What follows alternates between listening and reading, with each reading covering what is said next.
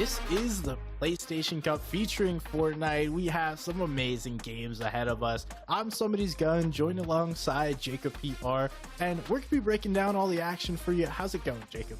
Going good, going fantastic. I'm sitting back, I'm relaxed now, but I'm sure after game one, I'm going to be at the edge of my seat, probably the chair out of the screen.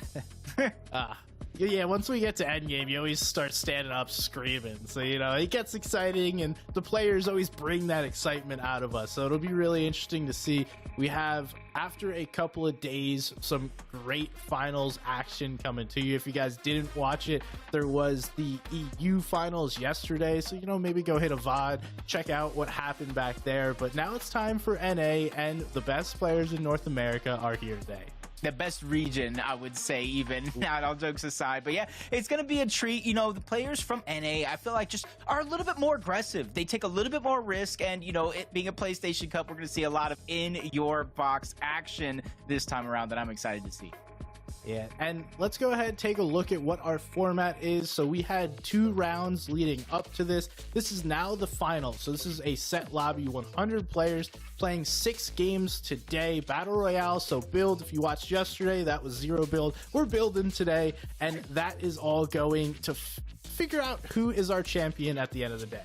Yeah, and you kind of see you hit the nail on the head. 2 different qualifiers, and now this is going to be a finals lobby. So a lot of the players, whether they have experience or not, need to realize it's a whole different play style. You're not going to be able to easily W key around the lobby for the high elimination, high scoring games. No, you will not be, but the one thing that you can be is picking up points for those eliminations. You get 2 per, and if you guys are wondering, this is pretty standard for Fortnite, a combination of both placement and eliminations. You want to be able to get both. Obviously, only 6 games. The wins are going to be huge. You see that big gap between first place and second, but also getting the eliminations along the way not only help you get the win, but they're also going to pad the points as well. Yeah, and I always look at where's the halfway point when it comes to the point leaderboard. 8th place. 8th place will get you 15 points, which is half of the 30-point total, but it's in that top 4. You really want to consistently get in, because once you're consistently getting 20 points for 6 games, plus you sprinkle in some eliminations, that is where you're going to consistently stay ahead of the pack, because once you begin to slip up, you fall in a hole, it's going to force you to play a little bit more aggressive or even a different play style in which you want to play. So let's talk about what these points mean and what these players are going to be playing for. So first place is going to be $2,500. Second place is $1,500 and $1,200 for our top 3, all the way down to 100th. Yes, we have 100 players, so everyone that qualified for this finals lobby is at least going home with $100.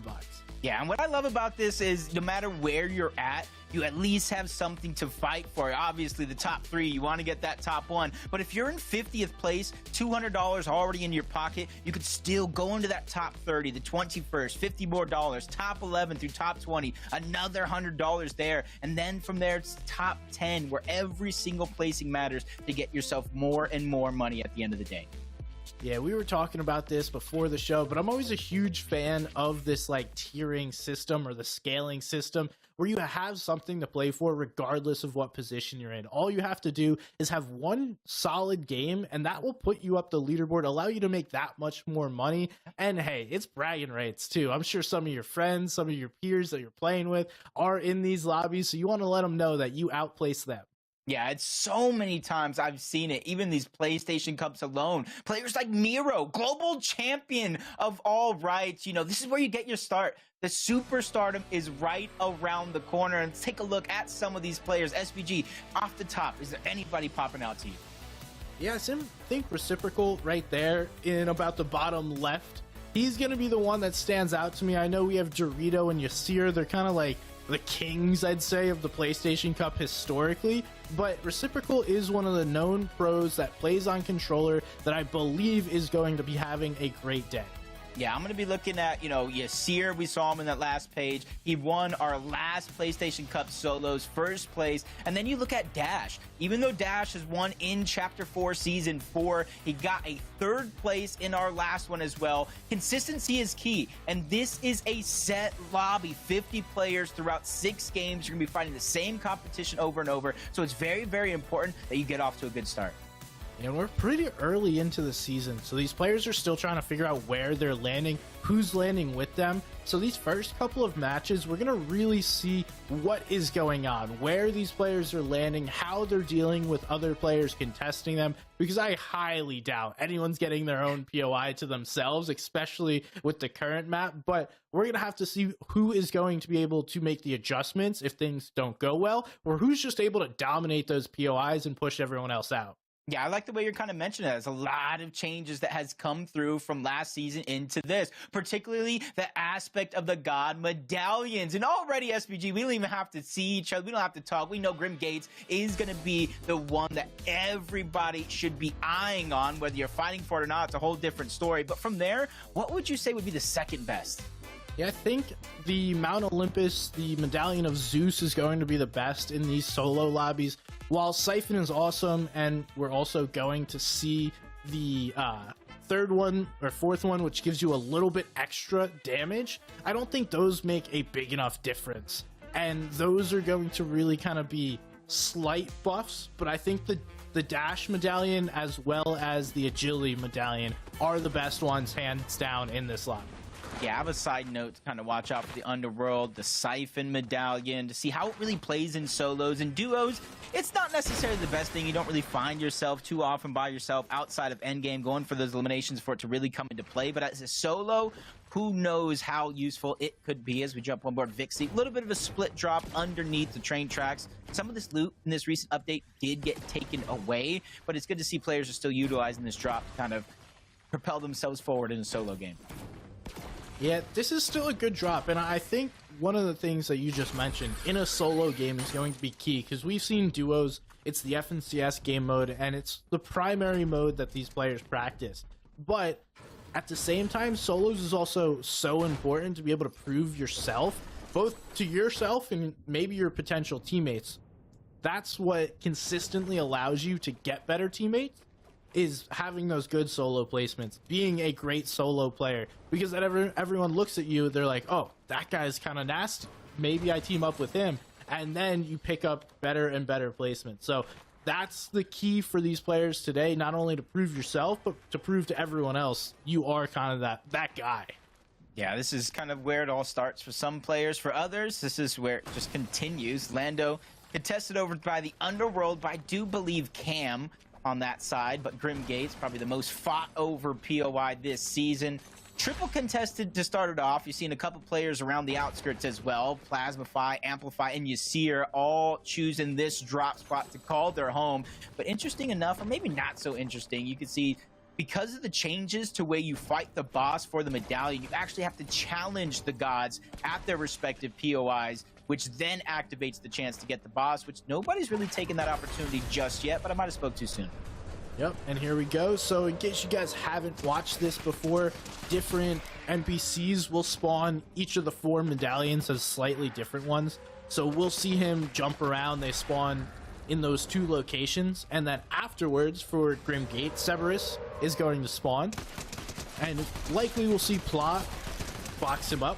Right where he is right now is where he spawned, so typically you want to box him up so you're not going to get third-partied, but interesting choice just to go for it, and I'm really surprised no one is trying to third-party this.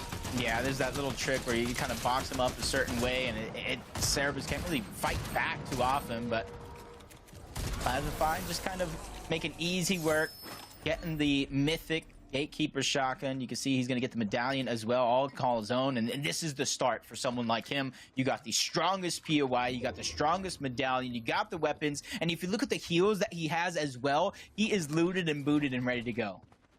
So I saw this conversation going on earlier. Would you rather the mythic shotgun or the same shotgun in gold, but you get to upgrade it to the extended mag? I like the faster reloads personally. Okay. Just because I feel like more often than not, you're not going to need more than 3 shots unless you missed. So, great point, especially in solos. Maybe in duos, the extended mag might be a little better, but that's a solid point. I'm probably with you on that one. Yeah, but obviously, you know, my skill is a little different. I'm going to miss a couple shots, but I like to play like, you know, I'm a professional player. I like to play like I qualified for a finals sometime or not. I've been in one or two of these. Not the PlayStation Cup exactly, but a set lobby against some great players. Now we see King Vamp, and in case you guys are wondering, now that's the second player that just kind of picked up an AR and then zoomed in and dropped it or stuck with it. Everyone now with the mods that you could put on weapons is trying to figure out what the scope is, what the weapon mods are. So players kind of have to pick them up to figure it out. You could also just sit there and stare at it, but it's a little easier just to pick up the weapon. No, it is, and kind of see Plasmafy, as his name in-game would say, just kind of sneaking up on an opponent. He has the 0-point dashes as well. He might not like what he sees. Since Grim Gate is such a hot POI, teams, even if you're not actually contesting to go for the medallion, will tend to rotate in this direction. Not only the leftover loot, there's about 7 god chests over towards Grim Gate, and then the surrounding kind of swamp water that gives you the 3 0-point dashes. So there's a lot of reason for players to rotate in this direction. It's also so funny they like put in a literal god chest when it, like everyone used to call the blue chest the god chest. Now there's an actual one, so got to figure out a new name for those. Now I'm interested. We're seeing a pretty slow game. This is typical of what we would expect in game number 1. Everyone's getting a feel for it. Maybe some contests off spawn, and then you want to get a feel for how everyone's gonna play. And this next phase of the game is really Storm Surge, and that's where everyone's trying to get damage and jockey back and forth for that positioning that they want. Yeah, it's not going to be the easiest thing in the world, especially if you're kind of behind the curve, not able to loot up the way you want to, kind of forced towards the outskirts. But for now, it does look like King Vamp at least got himself a corner, even though he doesn't have the medallion. Plenty of opportunity for the dash. DMR coming out, trying to land some shots. And the DMR does pack a punch, especially the rarity that he has. You just have to be able to hit those shots. A headshot does over 100 damage by itself. Yeah, and while it is good at medium range, it's really not a great follow-up weapon because you're pretty much only getting that one shot. So if you don't hit that one shot, then you're having no follow-up and you're just going to stand there waiting for your next shotgun shot. So we'll see if Vamp is going to stick with this weapon. I would expect him to hold this out until about 5th, maybe 6th zone, see if he could find an SMG or an AR, and then play with that. So now we're checking out another fight. Plasmafy does have that medallion, so everyone does see him on the map. Looks like Castro is trying to get a little aggressive. Plasmafy has no reason to be worried at the moment, but we'll see if any big tags come through. Yeah, the only thing I think will be worrisome is if he gets sniped by Castro right now, but he does have those 0-point dashes that recharge every 10 seconds. But you can also drop the medallion itself, pick it back up, get a much quicker charge, and keep things moving forward. You kind of see him on the mini-map just about to disappear in a few minutes, still using those dashes to his advantage. The Castro knows restored reels almost in the center of the map. The probability of other players rotating in this direction, trying to find Surge just like he is going to be very, very high. He just has to be careful way he's rotating around, kind of giving up his position without building. And not exactly the best way to get Surge, just run around the POI. Typically you want to base up somewhere on top of a hill, get some good vision. Like you mentioned, running around this POI is a way to get snuck. We can see that there's no players exactly right next to him, but everyone else, they're just playing with their audio cues, seeing what's going on, and now Castro slowing this down, realizing, all right, there's a few players here, I need to be careful. Yeah, even saw some shots coming in from right behind. You kind of see in the mini-map about 7 people in the mini-map alone. Seeing them all scattered around, 4 directly in this POI, including Cam. Has been rotated almost neck and neck with Plasmafy, who's already rotated on out, knowing that the zone is pulling closer and closer to the south, probably even the east. Definitely will know more once the island appears. It's typically more times than not SBG. Once the island appears, the zone tends to pull away from it, depending on how close it is in the zone. Now this season, are you playing for the island? There used to be such a huge advantage and like I guess worthwhile. It's not the right word, but that's the one I'm going with. It's worth going for the island. Now it seems a little nerfed. Are you playing for it? It depends on my loadout, right? If I, have Ian's loadout that you had moments ago, I'm probably going for the Rift Island. Even if I'm not actually getting the loot from the capture point, there are so many chests, there's so much material that you can get up there. And then there's the mod bench, one of the most important things if you need an upgrade, but there's no actual loot around. You just got to hope that you gathered some gold along the way to really make that worth it. So it just really depends on the position. But if I'm Castro, looking at this loot, I'm a little bit more safe. Maybe I don't play for the island itself, but the rifts around the island, waiting for that next rotation. It's a very good point. Positioning yourself underneath the island is huge. Really does allow you a free rotate to the next zone, especially if you tank a little storm and it doesn't get in that next zone exactly. So you just chill, hit that rift. And we do see that pretty often. The island's just like filled with players underneath it looking for those rifts, trying to be able to rotate. We see Cam over there. He's sitting on another rotation item. There's going to be a launch pad that many players are going to try and recycle as well. Yeah, and then if you have the Flowberry Fizz, get you even further. And I think being able to make plays like that are a little bit more, or a little less risky, I should say, is due to the projectile style of the weapons rather than the hit scan, which they formerly were. It's going to take a little bit more accuracy to be able to hit the shots, whether it's a launch pad, a rift going through the sky, or any of the sort. These solos made me just kind of boxed up. There's going to be one player rather close by, but he's not really worried about that guy. He's more worried about the players in the distance and trying to accumulate surge. Yeah, just staring off in the distance. Gotta be careful. Typically, if you're looking at someone with a sniper for long enough, someone will start looking back at you. So it's a very easy shot to snipe someone just sitting there trying to get sniped. But now we're tuned in. Tudo trying to get in a little bit of engagement here. A slow box fight, though. Tudo just trying to play for all this loot. The other player did the work getting the elim. Now Tudo's going to be able to get all those mats in the refresh. That's a win for him if I've seen one. Yeah, now he has options. Does he use that Flowberry Fizz? He's saying which one's empty. So yeah, he's going to use the rest of that one, pick up the new one. Then I go to ask you, with the new God of the Bananas out that give you a little bit of the Zeus effect while giving you HP, do you take those over the medkits, or are you a medkit kind of guy? I'll probably go the bananas. Potassium. Yeah, well, they give you that little, it's like the agility that you get from the Zeus aspect medallion. So I'd probably go with those. Yeah, and I think they're just more prominent in solos than in some duo or even more bigger team-based competitions. I would like to see him use that medkit. Get that 15 HP up before you rotate. That's not going to be a matter. He's more concerned with his timing, trying to get there first, because you know as well as I do, with the zone pushing in and players scattered around you, timing is crucial. You go too late, you become a focus. You go too early, become a focus. So Shiesty is hoping that his timing here is impeccable.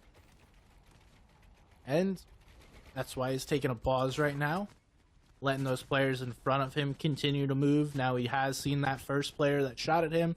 He moved. He'll take his position and then keep moving in. Typically, these zones, unless you have some kind of movement, you don't want to play edge. You want to get as deep in as possible. It used to be center zone, but now it's kind of just like take what you can get as far in as you can. And we do see that zone, or that island spawning, as Shiesty is going to wind up getting sniped. No one going for the island right away, though. Yeah, even though I don't think Storm Surge is going to activate in this zone, if it continues to remain as stacked as it currently is, it will activate in Zone 5, where it needs to go down to about 60 players. Zone 6 will be 50, so this is where players, if they haven't gathered enough Surge, really need to be hunting for it, figure out where they're going to get it from. Curve is just getting any loot, and this is what I'm talking about. Now I would go up towards that Rift Island. Now you have a chance to get together some scraps. You can get some material that you use, and since it's not captured, that's even more for Curve to take advantage of. But now he's going to fight and get scraps against an opponent here. Luckily for him, he is able to back out of there. That will help. Pretty advantageous, though, just to even get on the island. There's so much brick that spawns there. All you have to do is sit there on the outskirts of the island, farm all the brick. You can see he's going for the wood, but I wouldn't even bother with this. Like, you could easily cap your brick in a matter of seconds. Yep. Going back to the scene of the crime, you can kind of capture and contest it from down there. They probably realize no longer being contested. You can go up top, finish the capture. Somebody might have disengaged, and this is going to be his opportunity right here to get back into the game. Because look at his loadout now, and let's take a look at it after. Because he doesn't even have a single build to his name as of now. Yeah, he's going all in on this. This is a bold move, considering if anybody tries to fight him, he cannot hold a wall. And most players' first reaction when they start getting sprayed is just try and hold the wall. He'll get a couple of builds from this, but not really enough to make it worthwhile. Actually gets nothing. So Curve now does need to find some time to farm if he wants to do anything with this game. Getting the island is nice, but really not where you want to be. And that brick right in front of him, that's huge. So that'll get him pretty close to max pretty quickly. And I hope he's very cognizant of this, but now he has 285 gold, and he has two choices to do with that gold. Save it for a little bit later. Hopefully you can hit one of those mending machines that isn't kind of out of stock, or if you need a quick patch up, at least you have that. Or go back, kind of upgrade the Gatekeeper shotgun. Whether you're going for the drum mag or the speed reload, it's definitely better than any default or no attachments that it comes with. Yeah, 100%. And in these set lobbies, unlike in others, your gold doesn't carry over, so your gold resets every game. So you might as well lose it, or use it, because you're going to lose it as soon as the game ends. And we do see he is just trying to find extra loot. The heals are important right now. So just getting a little bit extra, and I like what he's doing here. This seems to be a solid game plan. And from where he was when we first started spectating him, Curve is in a much better position to actually play this game out and put himself in a position to be able to play endgame. Oh, what a gift right there. It probably wasn't what he was planning for, but now that he picks up the DMR, now he has a chance to look down from above, one of the highest elevations here on the island, and try to sneak together some shots. But this is exactly what you were talking about. The very, very long-range shots are going to be the hardest of them all. Hasn't really been able to land some, but he's just surveying the field, and there's so many opportunities. He just needs to stay persistent. Yeah, there was a slight change to both this weapon and the sniper, so the bullets travel a little bit faster, they drop a little bit less. So even just that little change, he is starting to hit a couple of shots, but that's why. The first couple of shots, you don't really have a feel for it. The change just happened on Tuesday, so now getting a little more practice in, this will help for later on, and hopefully when he picks up another one of these weapons in another game. Now we'll see Curve just chilling, waiting for his opportunity to rotate, trying to farm all these players that he can for as much damage as possible. It does look like a player's trying to get on his wall, but no, just gonna go fight somebody else. And Jacob, look how many players are in this area. Everybody's rotating. They want the launch pads, they want the rifts, they want anything to make this rotation easier. And Curve is going to be that fly at the picnic, buzzing around while they're trying to eat their sandwich, making it harder for them to enjoy. Sway on the other side almost gets taken down. Player just immediately runs past him in zone. Only so long each of them could take, but the God of the Banana, the first of the two, is going to be used. Not only going to give him a speed boost, but make it to where he doesn't have to necessarily worry about that HP as he gets to zone. He is starting to get sprayed. There's a ton of players right here on this edge, so Zway is going to try and use this tree, follow along, break that line of sight, and then just narrowly get in. This was a nice delay, though, by him to be able to wait until the next zone appeared. And actually, great rotate. I don't know why he didn't wind up getting lobby sprayed, but he did all he could by throwing down metal quickly, throwing down that brick, showing the hard mats, making sure players knew he wasn't a weak one. That was beautifully played. They're not really wasting a lot of resources, but Curve still over towards the island. Splash is coming out, still has a God of the Banana as well, but a lot of resources being used in this position. Now zone is moving forward, and since it is the 6th zone added on top of it, players will need to worry about Storm Surge all simultaneously, but last time we seen him has almost 200 more damage than before, so hopefully this decision works out for him. As Dart's trying to get away, Wings of Icarus are not going to be enough. Curve's going to be able to take him down. Hopefully this decision is going to be one worthwhile, because look how far out from zone he is. Yeah, that's tough. I mean, probably should have just made the move to rotate. Now he's stuck dealing with what he had.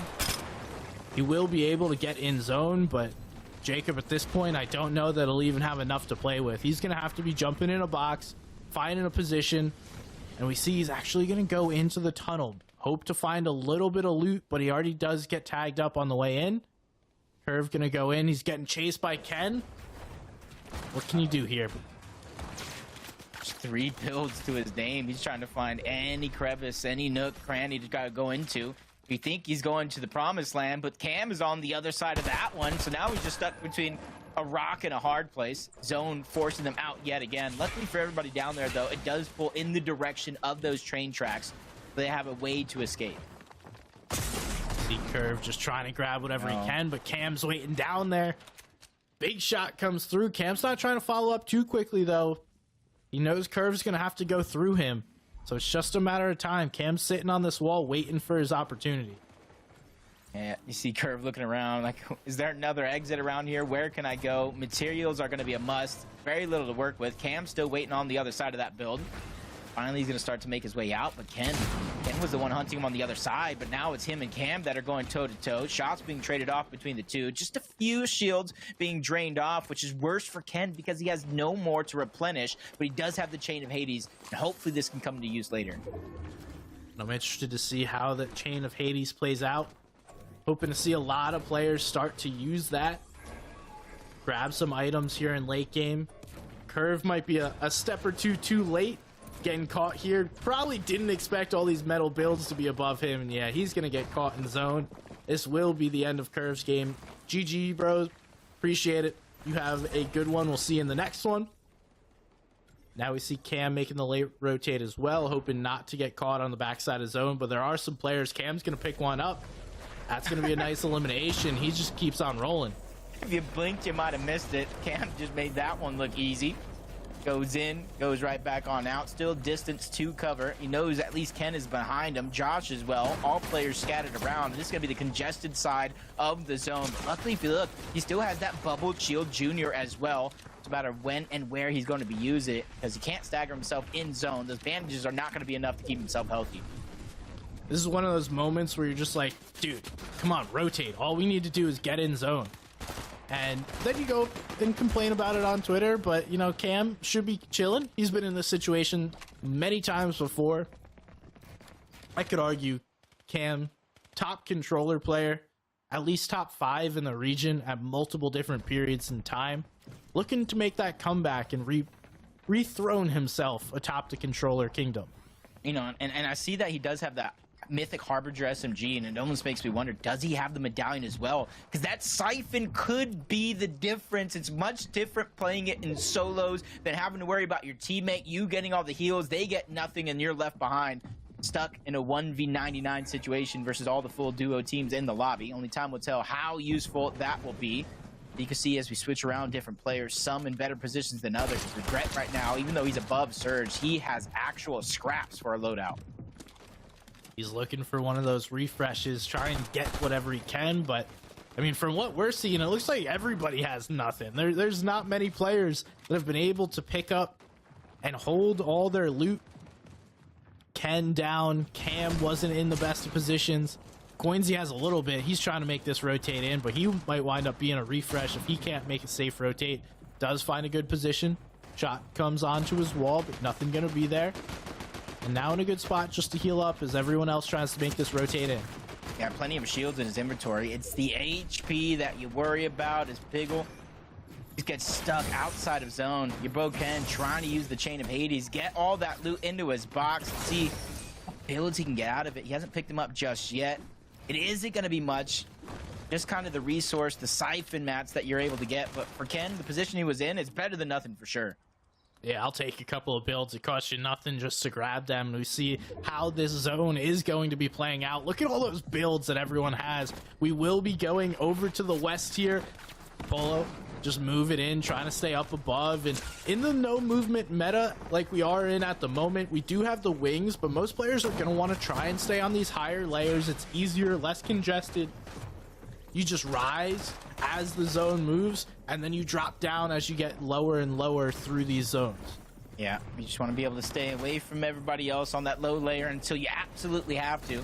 Zuka is doing that thing, only one charge left in the Flowberry Fizz to try to get him that zero gravity effect to try to cover distance quickly. Alfonso, he's looking good in terms of his loadout. Material's not the best, but it's definitely better than everybody else. You see in the lobby, he gets a Creston into the box. He's going to be able to come out on top. No HP really lost. This is the best case scenario for him, but he's just stuck between so many other players. Goes down low to the low ground and just gets taken out by multiple guys. Everywhere he looked, there was another player. There was no safe escape route there. Unfortunate for him. Ken's getting in the box. That's an Elim with the Chain of Hades. Did not expect to see that today. He's down to 3 HP. It looks like we're getting it again. What? Players are not expecting this. Ken's going crazy with 3 HP. Oh no, shades of the Infinity Blade right there coming out from Ken. He was going on a tear, taking down players, taking down shields, but it's Piggle on the high ground. He's looking safe. Nobody's really looking up to try to contest him and take him out, because it's just one metal layer. That's all they would need to shoot to have everything crumbling down, but he's also putting down pressure, so not really giving people a chance to look up either. Everyone's so busy just trying to make this rotate. Piggle's chilling up here all by himself. We can see he's constantly using that fizz, making sure he doesn't take fall damage. Every once in a while, just pop this once again. Even though he has full shield, it doesn't matter. What he's using this for is to make sure he doesn't get chopped and drop down to 0 HP. Piggle doing a great job up above, should be able to stay here as long as nobody looks up to contest him.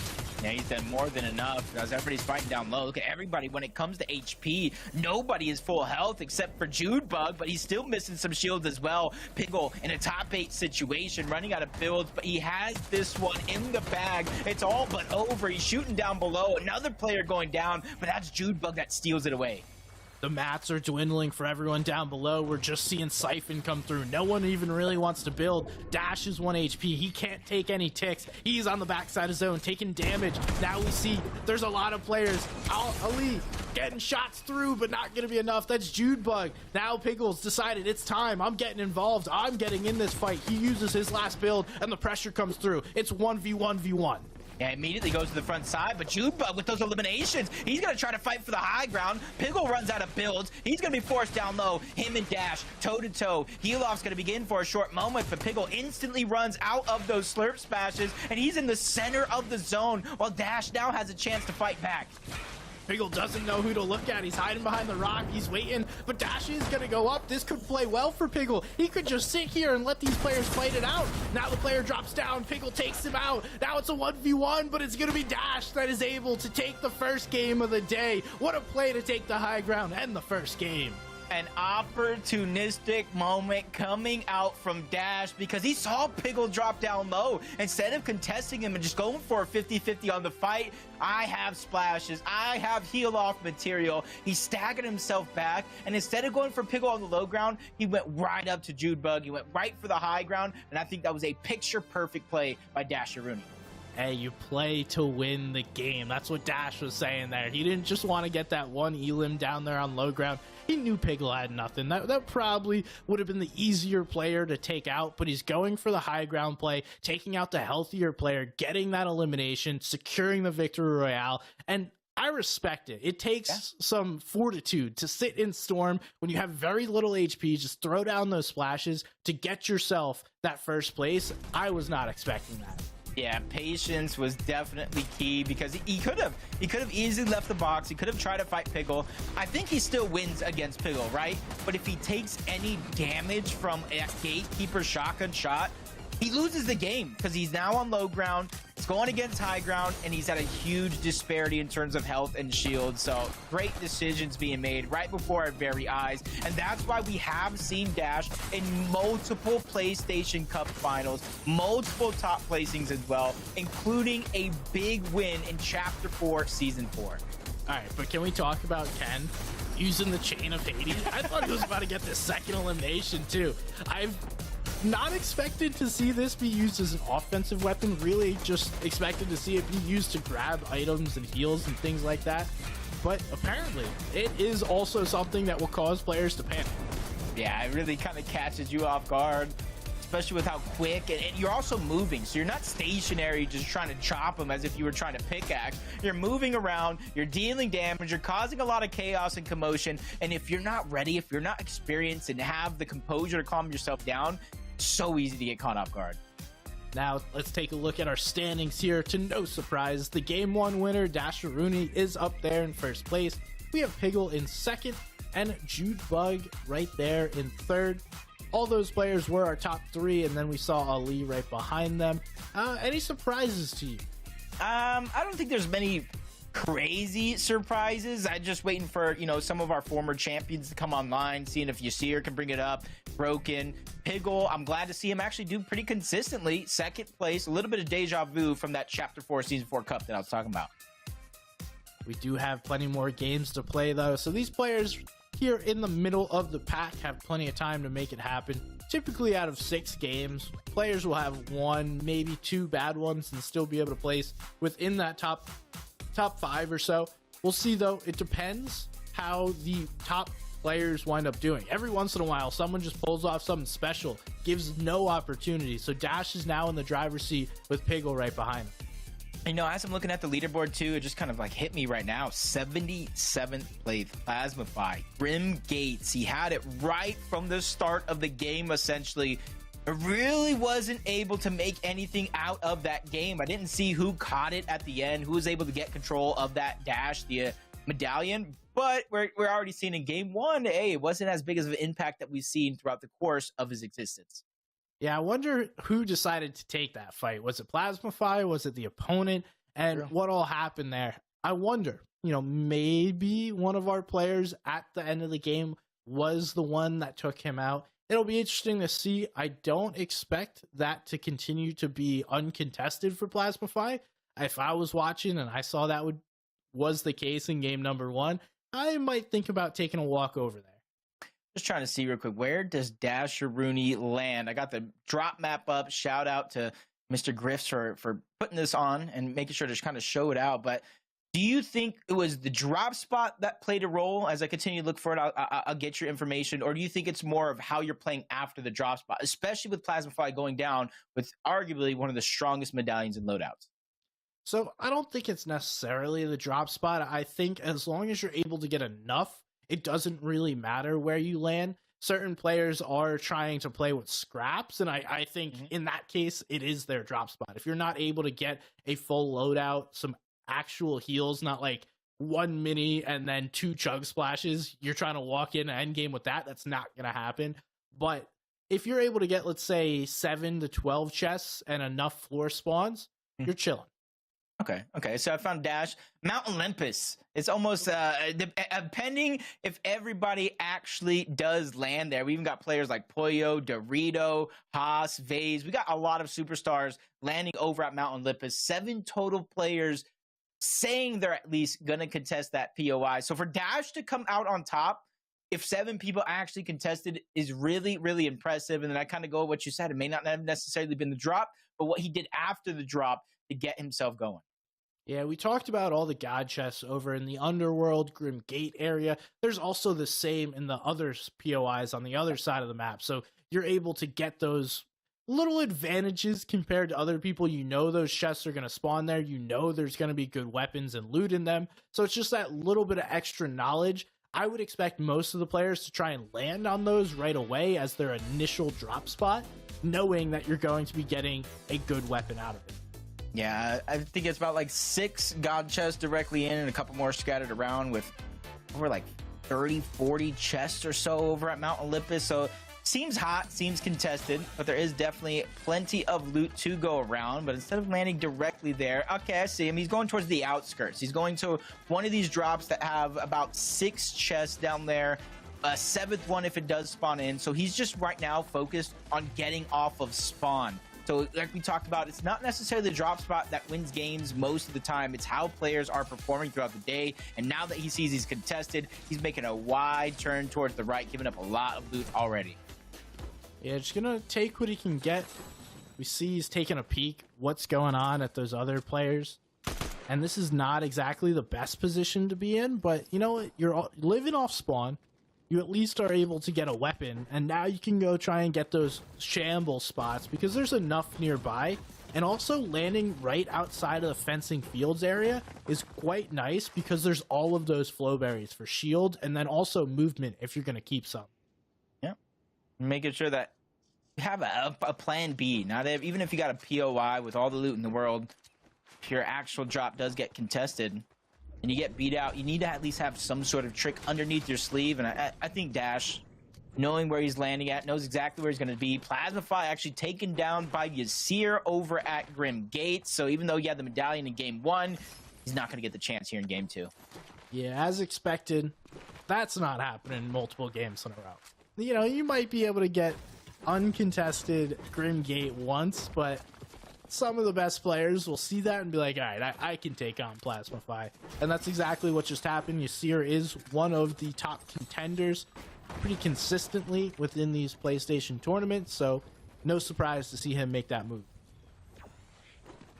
And I like this because he's slowly, little by little, even though he doesn't have a shotgun just yet, he's making his way over towards Mount Olympus to where, yeah, it does start off by a couple of chests. I think there's 2 where he's currently located, another couple around. But if you're able to kind of see what's going on over towards Mount Olympus, maybe one corner is going to be uncontested. You kind of sneak away, get some loot, and continue on with the rest of your game, especially since you know that Mount Olympus, how contested it was, and the god has not been challenged just yet.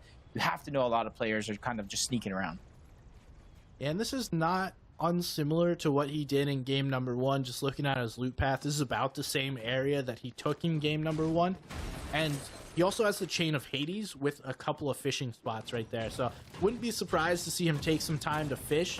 You can also fast fish with the chain of Hades. It's pretty much immediate. And then there we are. Thank you, mister. Able to get all this loot here, just grabbing the different fish, getting his shield up, and then maybe playing floppers. What are you choosing? If you could take 3 floppers or 3 shieldfish, which one you take? Shieldfish, probably. Okay. Probably shieldfish. Just because more times than not, you're going to find bandages, med kits, banana of the gods. You're going to find some other HP heals that you can get. Even the little foraged fruits and vegetables around the map. It's going to be much harder for him to find shields. And Silic able to take down the boss at Brawler's Battleground. That will give him the damage medallion, so a slight little buff to the damage he deals. There was another player lurking, so who knows if that's for free. I would expect there's a little bit of a battle that happens over there. Just have to wait for Silic to make a mistake before you take your shots. Find him slacking, looting. Most players do. Every once in a while you get a little too comfortable. Find yourself just, I could open this ammo crate right in the open, but it looks actually like low ground Taco is just going to walk away. So Silic is going to have all of this uncontested to himself.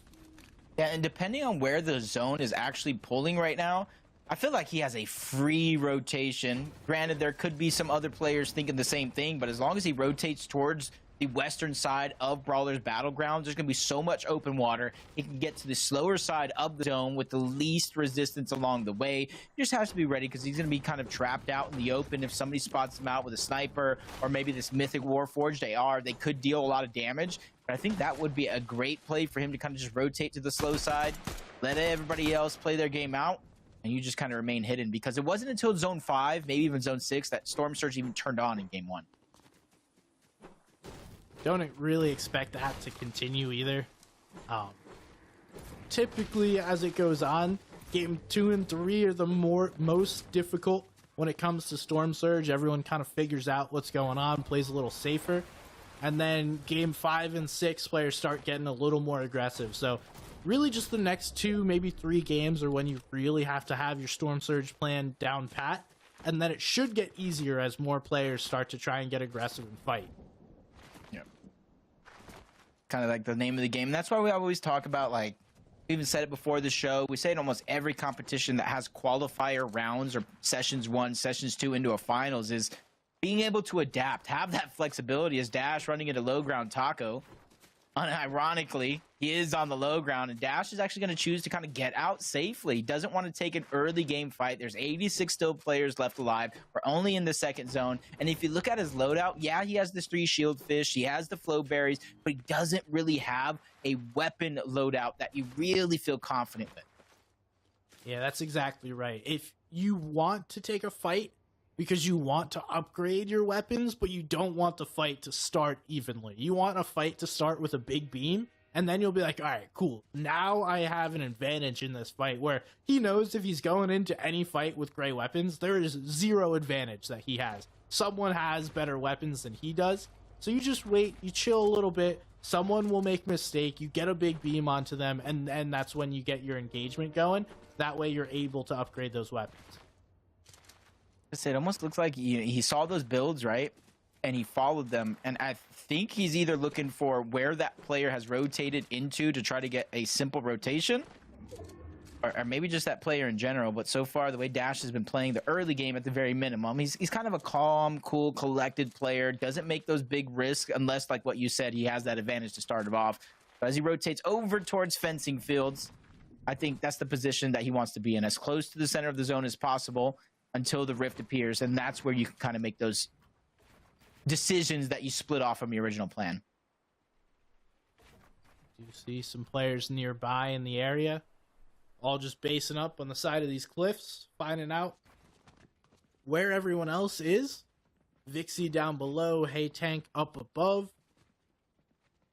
Fencing will become an area where a lot of players want to base in and around. Those buildings typically wind up being based up on. So we'll start to see some towers be built nearby. Tank's going to make his move, deciding this is not where I want to be, knowing Vixie's right next to him. Gonna start rotating into zone. Dash doing the same, although he does hear a player up above, so gonna be a little bit careful. That player already starting to take some walls, and Dash in a position where he needs to be careful. Yeah, I love the way he's been playing since the drop all the way till here.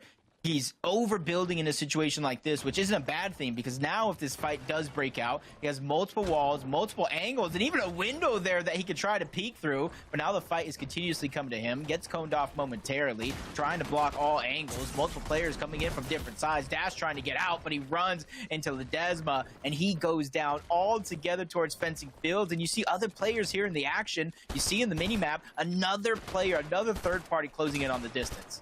And that's Yasir trying to get into this fight. Actually, no, it's not. It's G6. Looked like Yasir at first. Ledesma just trying to claim all this loot. He fought for it. He got the elim. Might as well fight. But no, another player jumps on. Nice little ramp flip to get him out of there. That's an edit a lot of players easily make a mistake on. Ledesma is going to be alive. And now wishing he grabbed those shieldfish earlier. But now Yasix is boxing up on it. Trying to grab and claim all this loot to himself.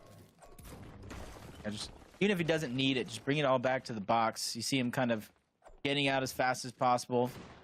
Has an extra big pot there, but crouching because he knows so many other players are nearby. Doesn't really have an intention to fight unless he has the advantage. So he's just trying to minimize the audio cues, but also the audio visual that you see almost every Fortnite player using in these competitive tournaments. Yeah, if you're not playing with visual audio on, you're behind. You're playing on hard mode is pretty much it. Everyone's using it just like you mentioned, and there's no reason not to. It's an option in the game. It shows you visually where footsteps are, where shots come from. You might as well turn it on. So if you players are trying to be competitive, you might as well flip that on, give yourself a little bit of advantage. And it takes, I don't know, maybe a week of playing, and then you get really used to it, and then you're chilling. But after that, you don't look back. There's no looking back once you turn that on. Well, that had to be sync. Yeah, I would say that had to be sync from the other side, because that man just got lasered. Baby House with a beam from the Thunder, but from 0 to 100 real quick. Zinc probably had a sniper. Alfonso probably seeing the fallen loot, and he's like, I need some of that too.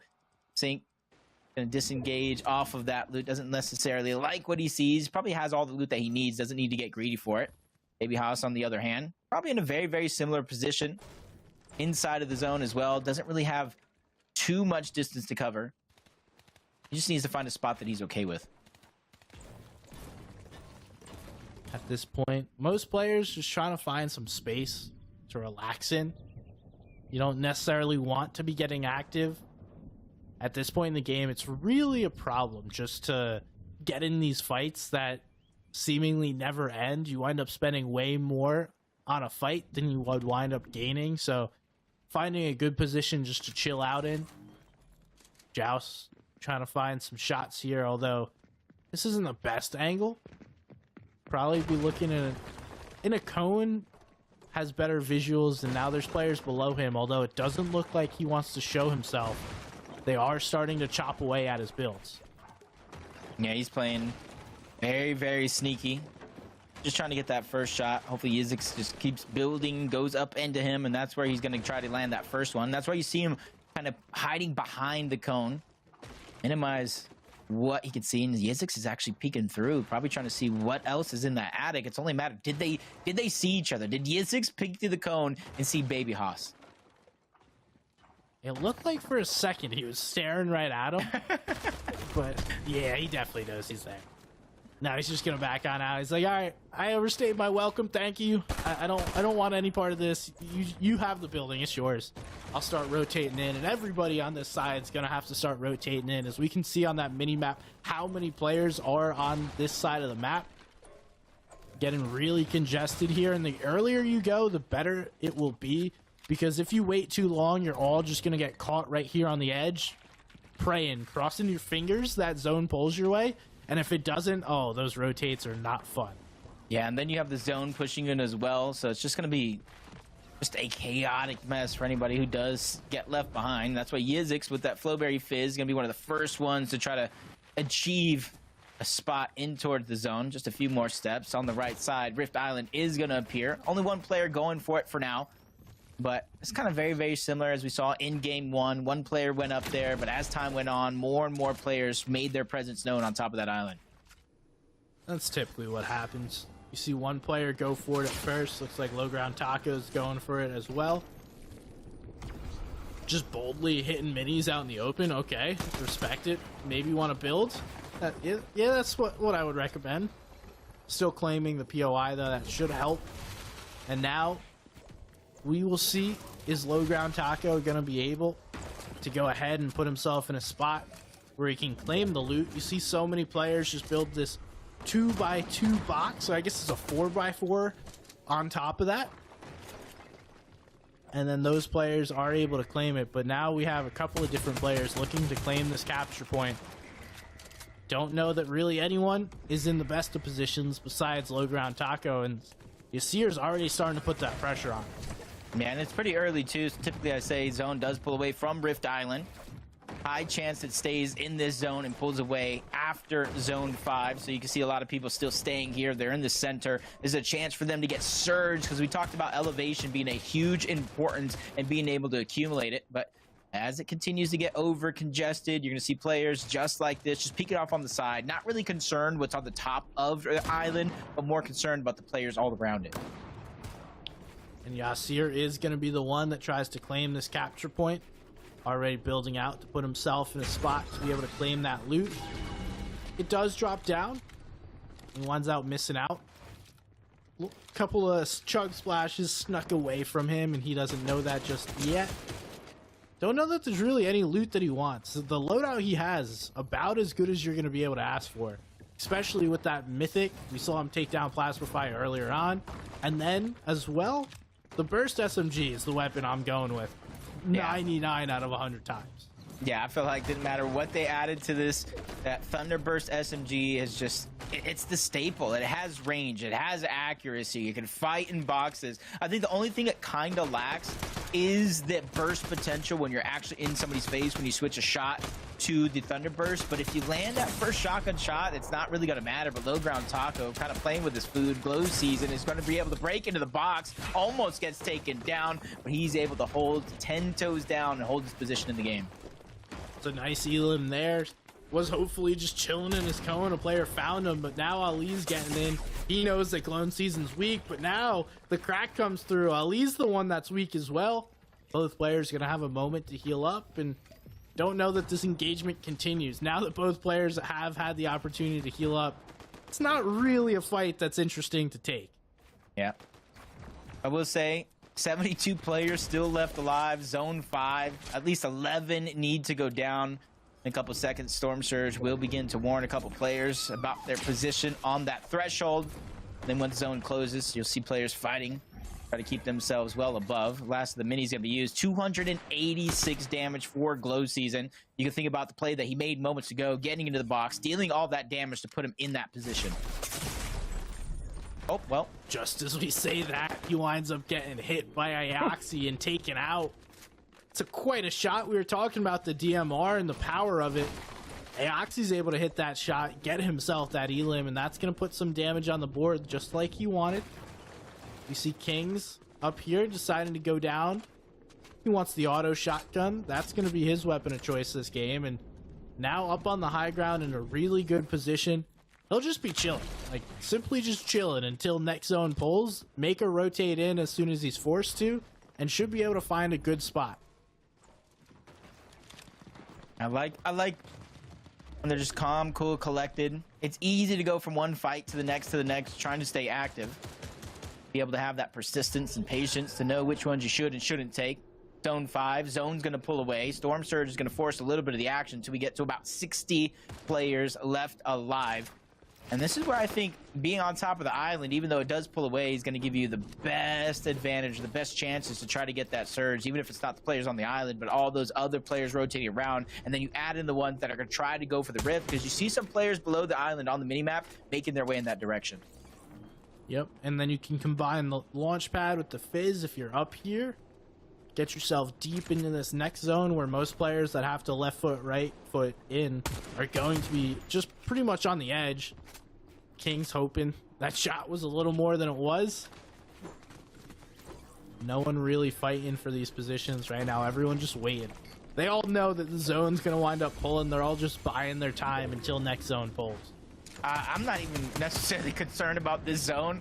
I'm concerned about what zone is after when we got to those next 50-50, when we start to those moving zones, because it does have a chance to continue to go upward over the water back to the 0 point. This could be one of those games, if you're not properly planning ahead every step of the game, it will catch you off guard. No matter how good you're doing, things could come tumbling down. But Ali, double fizz, med kits, great loadout and materials as well, using that rift to try to get himself to deep in zone as possible. And you need to pick the right position here so you don't get lobby sprayed. We see he's going to build immediately as he goes down. Other players are coming in. Ali's in a good spot, but Sway's going to wind up going down here. At least he should within the next second. Just one shot has to come through. Can Ali get in the box, get this elimination? Silic is going to get involved as well. Silic does pick that one up, so Ali unable to get any eliminations here, but little upgrade, little bit of extra heals. If he wants it, he could switch his shotgun, but I think he's going to be comfortable with the gatekeeper. Many players deciding to go with that gatekeeper. I'm wondering, Jacob, do you think that's the best shotgun this season? I think it depends on playstyle. I think this is the closest season we've had in a long time where every shotgun is valuable depending on playstyle. And depending on those attachments as well, because the gatekeeper, you can add extra shots, speed reload, same thing with the frenzy, only speed reload on the hammer, but it deals a punch, let me tell you, especially if it's like a 180 straight to the dome, can end your run just like that. It really just depends on play style, but if I had a choice, I'm probably going with the hammer pump still. This will be one of those interesting zones. That green water, that gives you the dash ability. A lot of these players should be able to keep that dash ability if they don't use it along this rotate, although based on the minimap, looks like a lot of players just dashing around. Haven't seen a zone just yet right here on one of those green water areas. Yeah, not just yet, and you kind of want to be able to save those dashes, but you don't really have an opportunity, especially since it is one of the more congested side. Only one that's really feeling safe with those dashes as Piggle goes down. Coinsy's going to be the one that takes him out. Second place in game 1. Barely able to reach inside of the top 50, but for Coinsy, 400 damage above the threshold. So close to zone, doesn't really have too far to go. Now he has those replenished mats, but he's going to pause here. He's not being too quick on his actions. Patience is key, because now he's going to be able to heal up before he makes those last couple steps to the zone. Spotify just looking out, trying to see if he can catch any players coming in. Waiting to see where this next zone pulls. We have 5 seconds till it shows itself and all our players start making their plans for the next zone. Ali has been quite aggressive the entire game, unable to pick up an elimination though. Seems like every time he gets close, someone steals it away. Let's see if that winds up continuing throughout the rest of this game. Only time will tell, but Ali, I like the decision, because remember, he had the choice between 2 minis and the 55 on that Flowberry Fizz. So you can choose the Flowberry Fizz, and look how easy his rotation is. Only 2, maybe 3 players are even beating him to the punch, but a snipe is going to pause Ali. He has more than enough shields and HP to get himself back up, but that timing I was talking about gets tossed to the Wade side depending on how long he takes. See, it's that little bit of greed there. If you're Ali, you need to use your Fizz effect, rotate as far as you can, and use your sprinting. Then, once you run out of stamina, once you run out of Fizz, box up, wait a second, and keep on moving. We see Yasir He's playing this rotate on easy mode with the dash medallion. Just going to be able to fly through. Very difficult to hit. Khan Whoa. in a tough spot, though. I feel like I need to see that. Did he just edit somebody out of his box trying to get in? I got something to watch after the show, because if that was true, Khan is really a man of the arts, because he finessed his way to safety. Now he's trying to get his way out. Flowberry Fizz with the splashes gets to the front side of the zone momentarily, but he pauses yet again, and that's what you're going to see a lot of these players do. Try to pause, so that way they don't overstay their welcome or bite off more than they can chew. Now you see her already looking for more eliminations. He's picked up 2. Senses the weakness, able to get another one. Tudo goes down. You see her picking up a 3rd one. That's a nice little refresh. Not that he needs it, but definitely going to help this game going forward. Yep, perfect usage of the dash as well, thanks to that aspect of agility.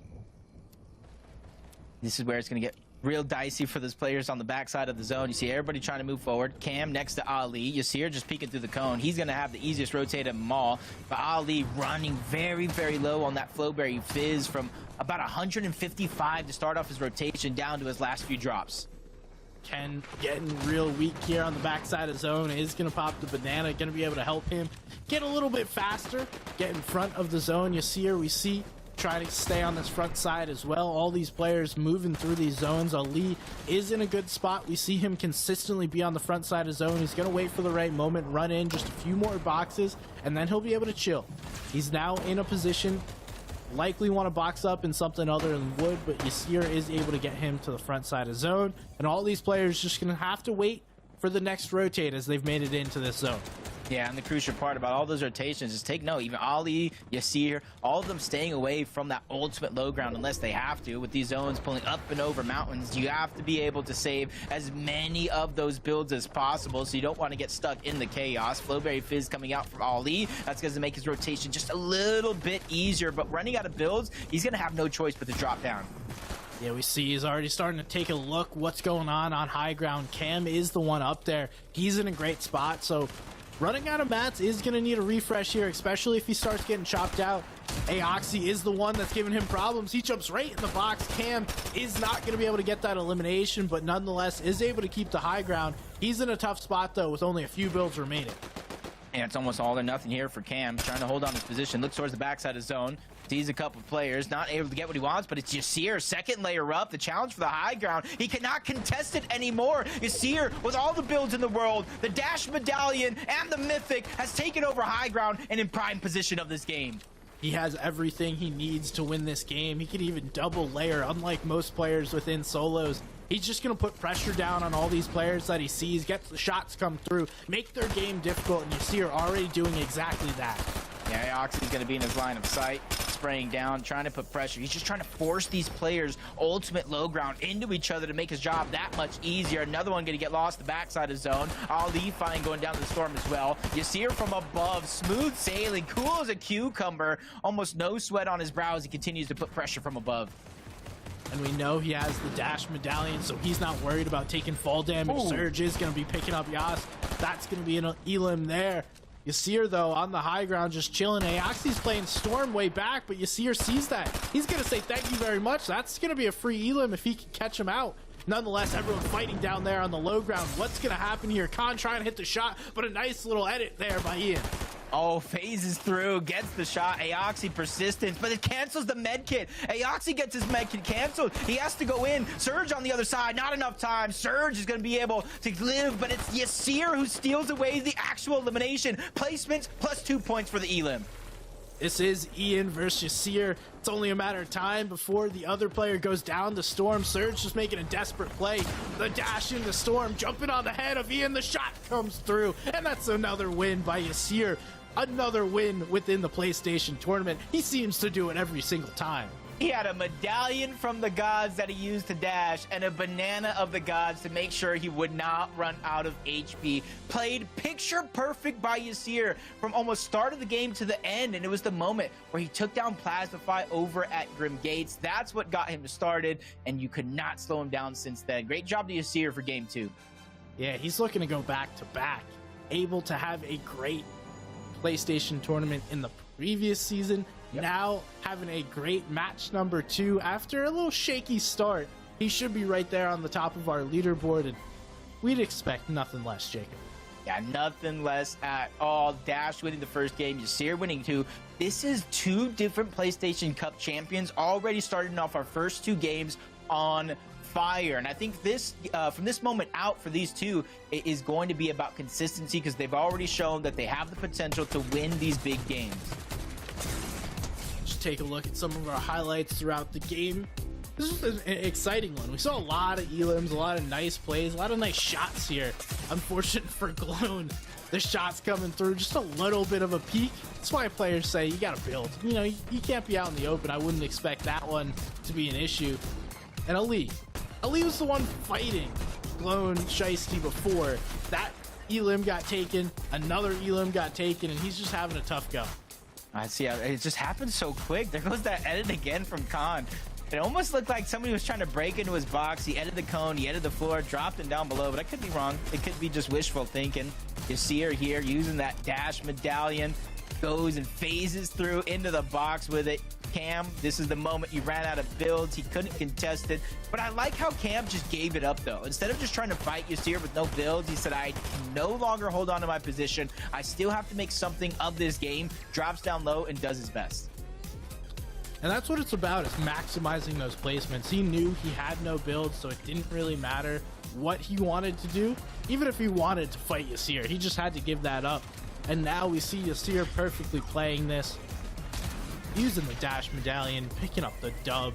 And that's a solid game by Ian, though. It's not only Yasir picking up the big wins. Yeah, 42 points, though, for Yasir. 33 for Ian. Surge with a 26, tied with Aoxy. Kind of see, I know Dash went down very, very early on. Piggle went down before some would have hoped. So already you're seeing the leaderboard get jumbled up depending on where you finish in this last game. But you're seeing there 23 points for Pigwee. 13 of them placement, 5 different eliminations. He's finding that balance and he's finding a stride here in these games. Getting aggressive. Sometimes it's only the confidence that really matters. Like, you know that everyone else is a good fighter, but they're all just trying to play for placement. And if you get a little bit aggressive, people start shaking. And that's kind of like the King back in World Cup days, that strategy that he implemented, just being like, all right, I'm gonna W key everybody and see what happens. Pigwee going with the same strat, getting aggressive here, picking up a ton of elimination. Yeah, some players, you know, you can expect these fights to happen throughout the game, but the aggression and how different players like him and even King back in the day are able to actually push the tempos. You continue to look down the leaderboard. Poyo, not the best placing, 39th, but you've said it before, sometimes you just need 3, maybe even 4 games, because that's what we have left to pop off, and you can kind of forget about the first 2. No one will remember that as long as you win. Hey, yeah, if you win, no one really cares how any of the games go. As long as you're at the top of the leaderboard, no one goes back and checks, ooh, you had a bad first 2 games. So, hey, plenty of opportunities still for all of these players, even though they may not be where they want to be. There's plenty of time, plenty of opportunity, and all you need to do is string together one good game. You know, you hear talked about all the time in sports. We're on to the next game. Just got to focus on the next one, not the next 5.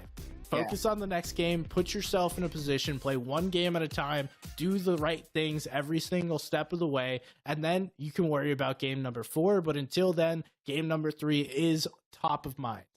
Yeah, that's what I said. That mental composure is going to be so important for these players. That pitcher's mentality. I know you bring up the sports references. You can give up a base hit. You can give up a double. You can even give up a home run. But it's 9 innings. It's 6 games here today. You need to be able to believe you can shut out the competition the rest of the way through. And then you have what it takes to get those points to dig yourself out of that hole. So I'm looking at some of those players that played good in game 1, didn't play good in game 2, to see how they can perform game 3 and the rest of the tournament, to see if they can bounce back. Be interesting to see who is able to bounce back and put themselves in a position.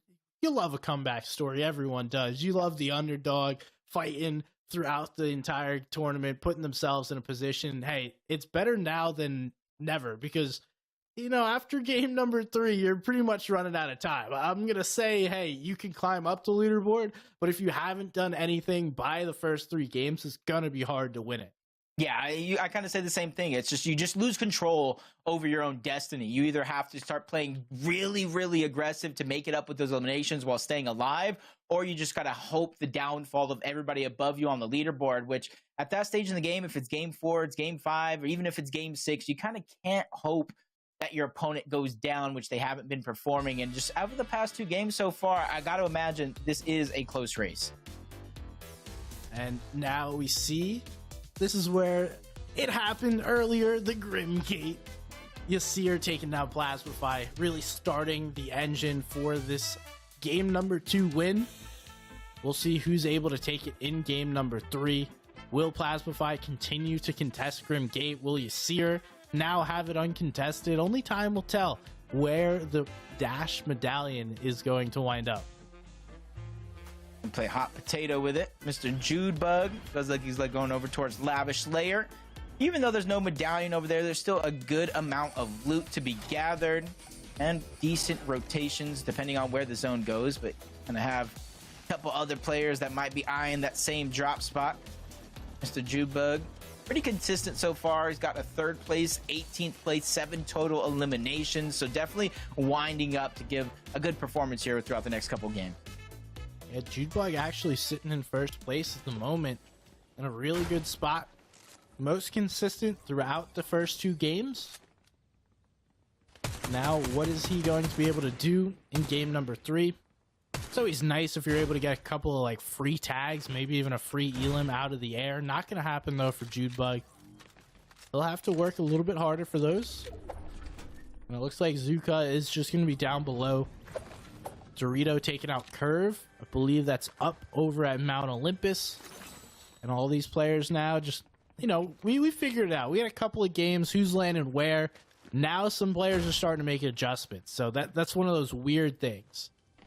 Yeah, and already you're kind of seeing that these 2 guys, they landed basically, I want to say 2 different overall spots at Lavish Layer, but 2 different elevations. So already you can kind of tell that nothing's going to happen right out of the gate here at this Lavish Layer POI. They just want to loot up. They want to give themselves as much of a fighting chance in case they do engage with each other later on. And without very many shields being found so far by Mr. Judebug, you got to imagine he's just going to continue, just play the slow and steady game right out of the gates. And here we see, looks like Yasir is once again at Grim Gate. There is another player nearby, so it's not for free. He will have to fight for this. That is Plasmafy. Both players preparing for this engagement, trying to get as healthy and as many heals as they can before this fight happens. Now, Jacob, are you trying to bait the NPCs, like go open it up and then start it, or are you just trying to find this player first and then go into the game? I would probably try to find the player for X amount of time. Don't know how long I would give depending on where the drop is at, and then I would try to activate it and kind of go from there. I wouldn't necessarily lure it away. Maybe try to box it up and do one of those nifty tricks, because where if you box it up in a certain way when it spawns, it does kind of get trapped in the walls to where it can't fight back. And we do see, looks like Yasir's not even trying to go for the fight. Looks like Plasmafy is doing the same. So after a fight in game number 2, both players a little bit more hesitant to try and get involved. Plasmafy looks like he's totally running away, while Yasir's movement tells me he's probably going to go back. He's just waiting for an opportunity.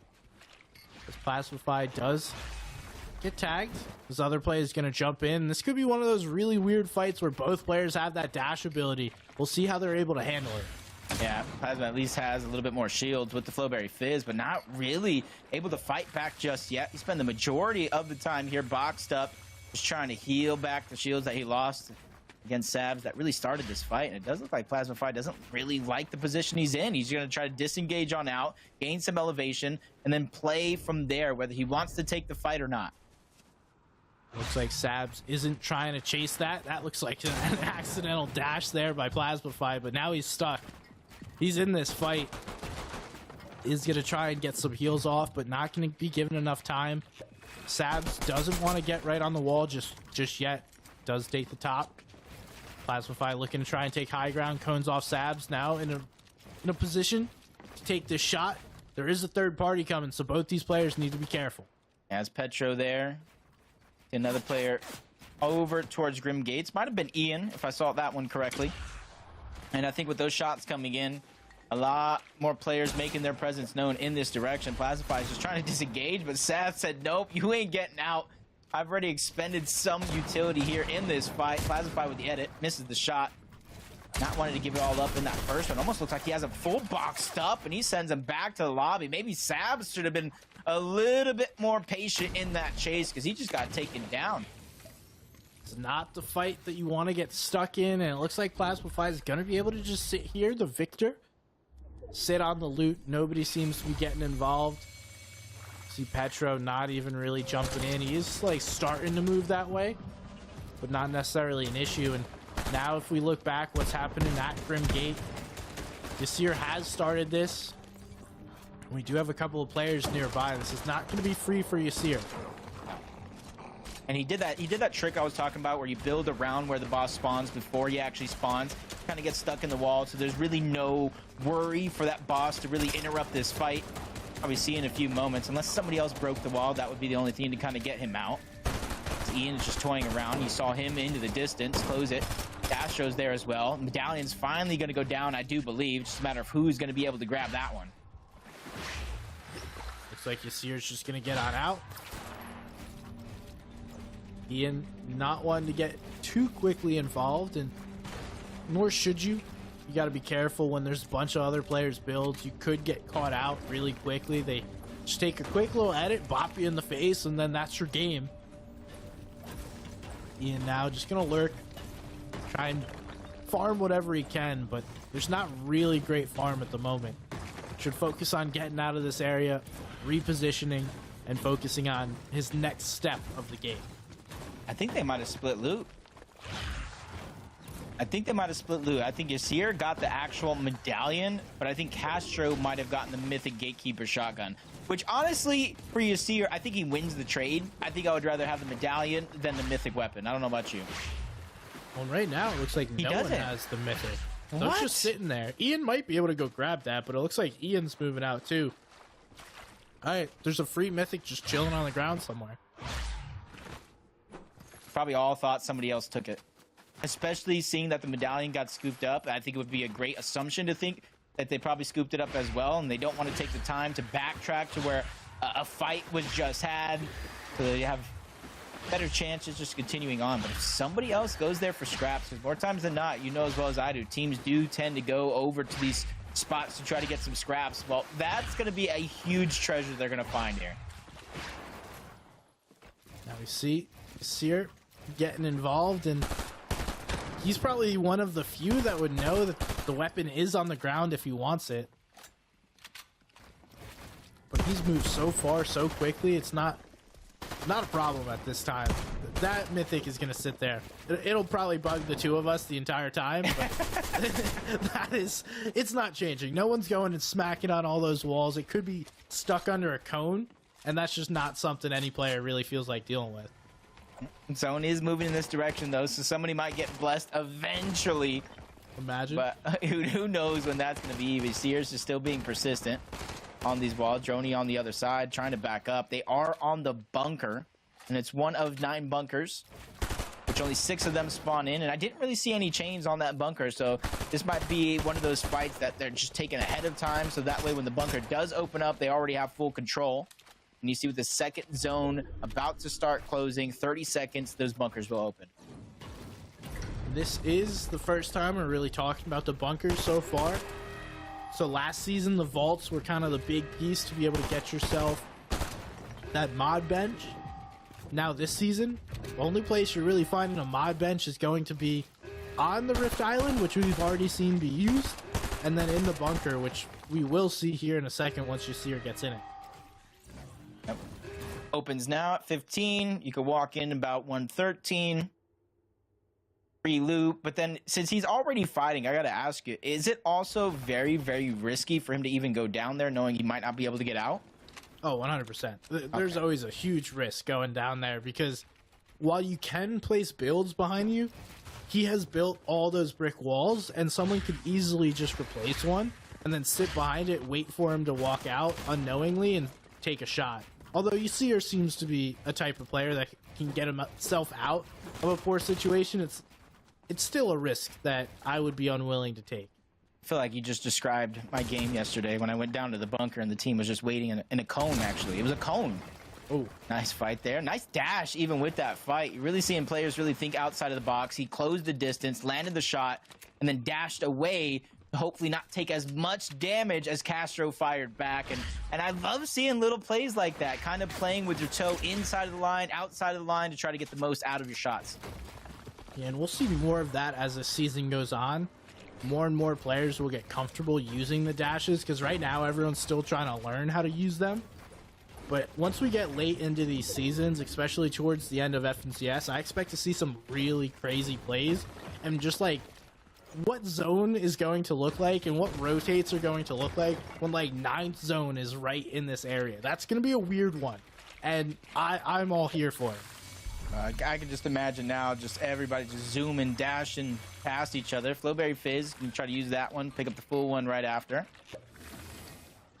And he can honestly, I was going to say, he can stay in this position, and then he has that Flowberry Fizz for when he does finally want to rotate on out. Here, finally making his way in towards the bunker. Wish I could see what he's choosing in terms of his modifications. Yeah, we had the ability to see augments for a little bit, and then augments are not a thing. But it would be nice to add that little addition. Seer just farming up what he can. Interesting to choose that Gatekeeper shotgun over the pump. And now we know that is his weapon of choice, in case we were wondering. I feel like as long as I've known and seen Seer play, yeah, I got to agree with that. He's an in-your-face. He's very, very aggressive in your box. Did it over at Fencing Fields. Did it for seasons before FNCS, NA West, combined regions of NA. Needs to be able to find his stride.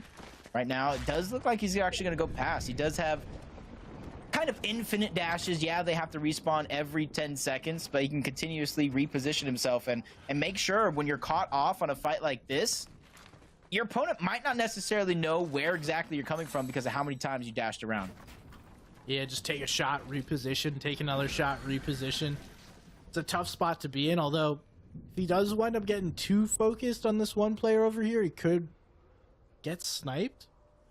We don't really see anyone nearby, but he's still just hanging out. Gonna get some tags.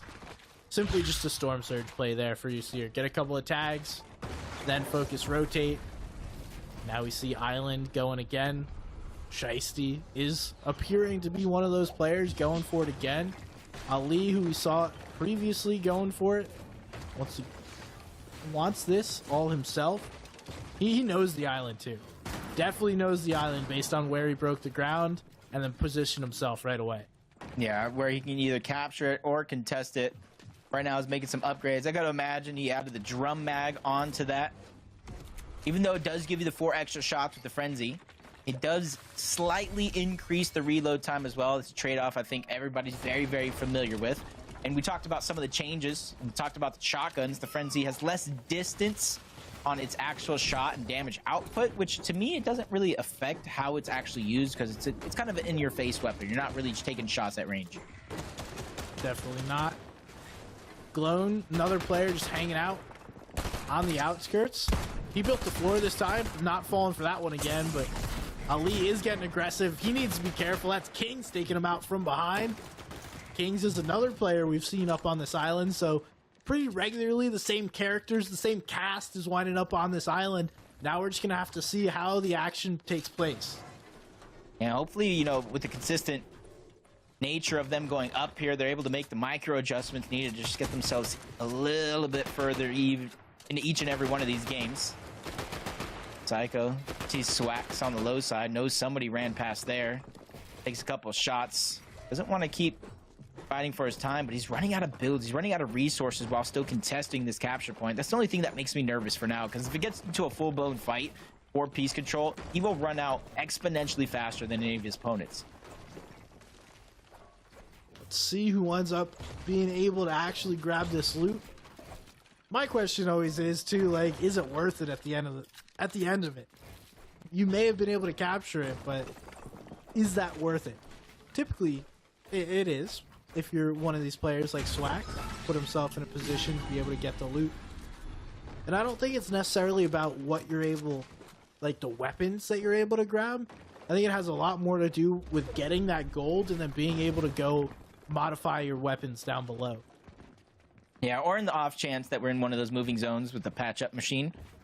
The act does an extra heal, but you have to have so much knowledge. I've seen a few players really do that in the heal-offs during the last couple of seasons, to where they do find the patch-up machine with the gold. They combine it with their med kits, and they actually have won games before. Might be thinking too far ahead, too far outside of the box, but definitely anything is possible. And with the zone pulling off of this Rift Island, we're in the 5th zone. This is where Storm Surge is going to be prevalent. We need to get it down to 60 players, which means 12 players. Was going to be 13 with Pollo going down. We need to get eliminated. That looks like that's going to be it for Pollo's tournament at the moment. Hasn't been able to string together really anything thus far, so now we're going to have to play for that top 10, as it looks like first place is going to continue to get further and further away.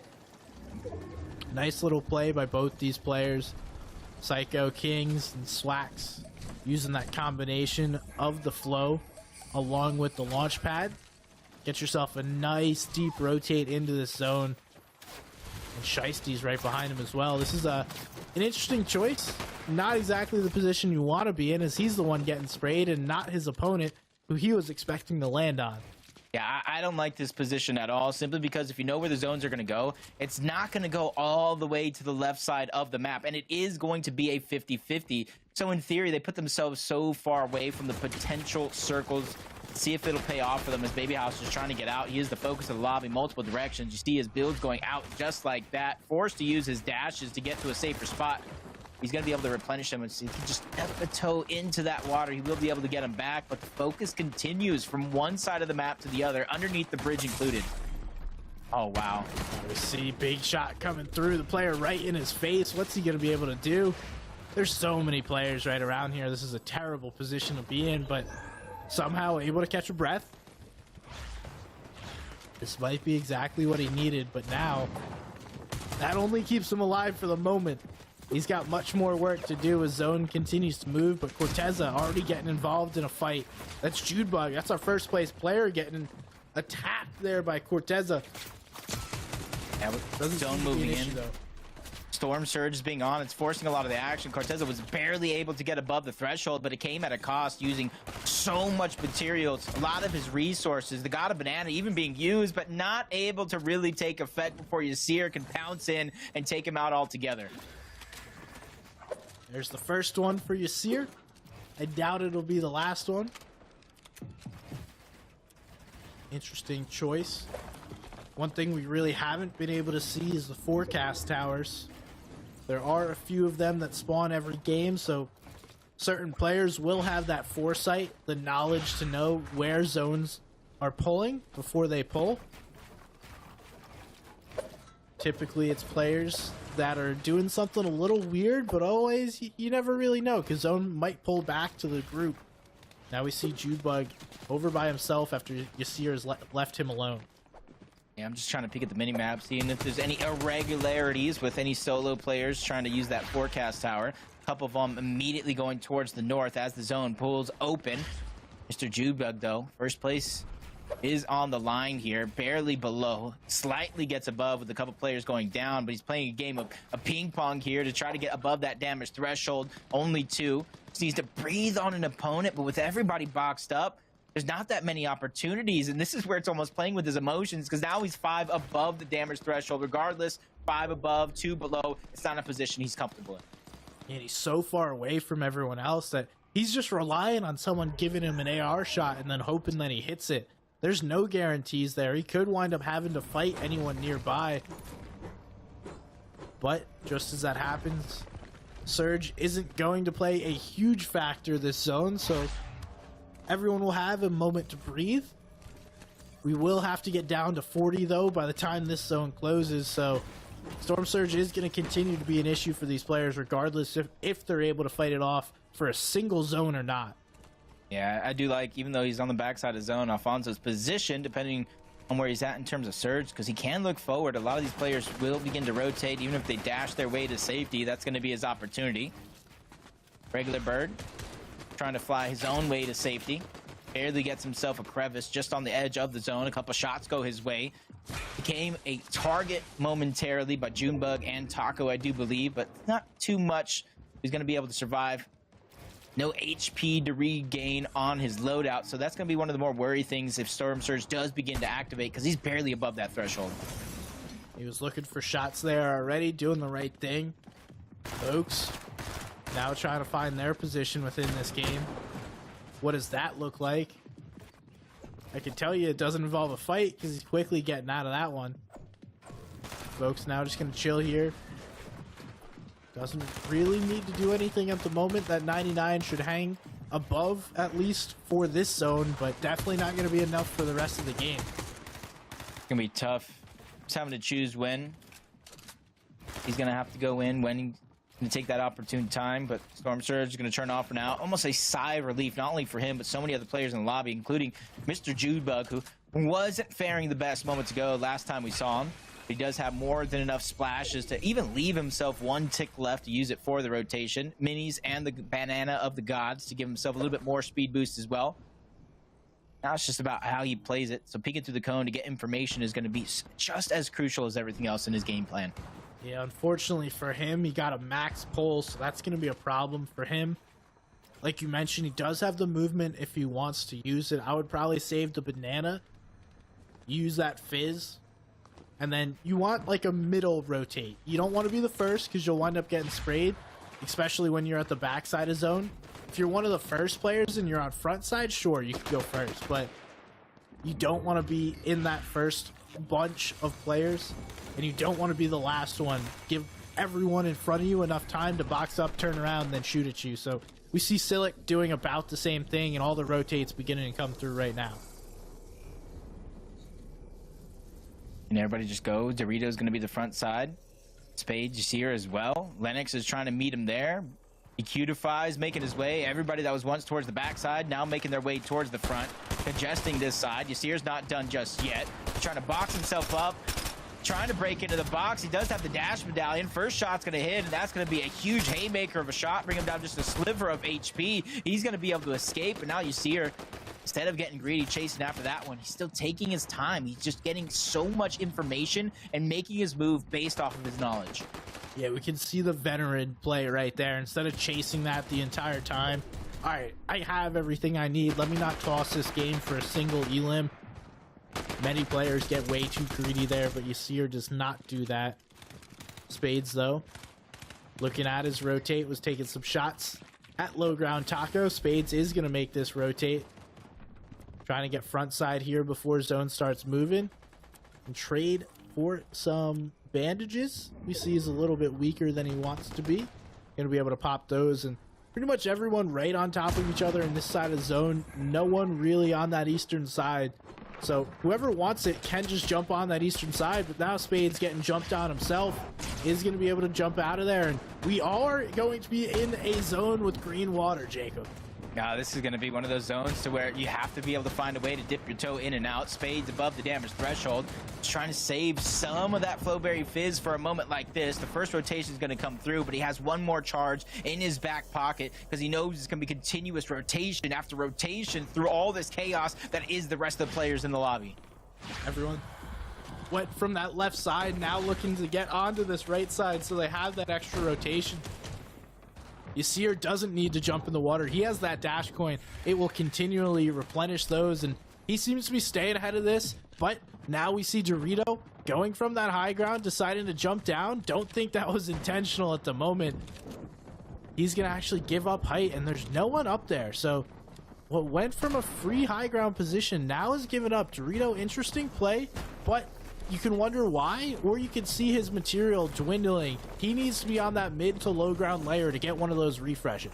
Yeah, he dropped down low before he runs out, before anybody can test him, because that would definitely be the end of his run, so he's doing the best to keep everything intact. Silik's going to be able to get his box broken altogether, but quickly dashes to a much safer position, trying to minimize the build usage because he knows he doesn't have a ton left in the inventory, and he goes almost all the way up to that second layer of height. He's trying to make sure to stay away from everybody that's dome low, that has no mats, that has no material, no other choice but to go for eliminations. Yeah, he went for the chop there on the high ground, does get it though, but he's also getting an elim. That's going to be huge. The refresh there could be just enough for what he needs. He needs to be careful though. Does build off that other player. Great preemptive move. Now it looks like Yasir is starting to position himself up higher. He looks at Petro. Big shots come through. That's going to be enough for him to take the high ground. Petro goes down, and Yasir has everything he needs to know to go and play for height.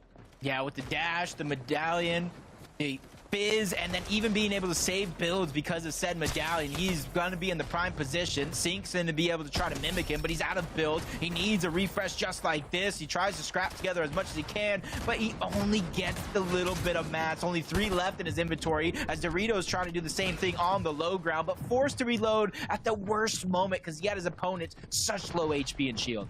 Just deciding it's not worth chasing this one. I'm just gonna go for this medkit play for that a little bit extra placement, and then slide in. Sync able to get another one though. That's a nice refresh. Continuing in this zone, deciding to go for the wood over the metal. He's stuck in this box. Now he's just gonna have to play for it. Dorito does get that refresh that he needs. This is going to extend his game. He's still looking for some whites to put himself in a better position as spray comes down from above. And now Ken going again. That's Yasir. The chains of Hades might be OP. He has the dash. He has the dash. He's barely able to get in. He's climbing on the walls. Ken making some magic happen, getting himself into a top 3 scenario. And look at his opponents. They are weak. Ghostified trying to do the same thing, but Ken finally goes down to Cam. No more chain of Hades smashes for you, but it's Cam who's in the driver's seat.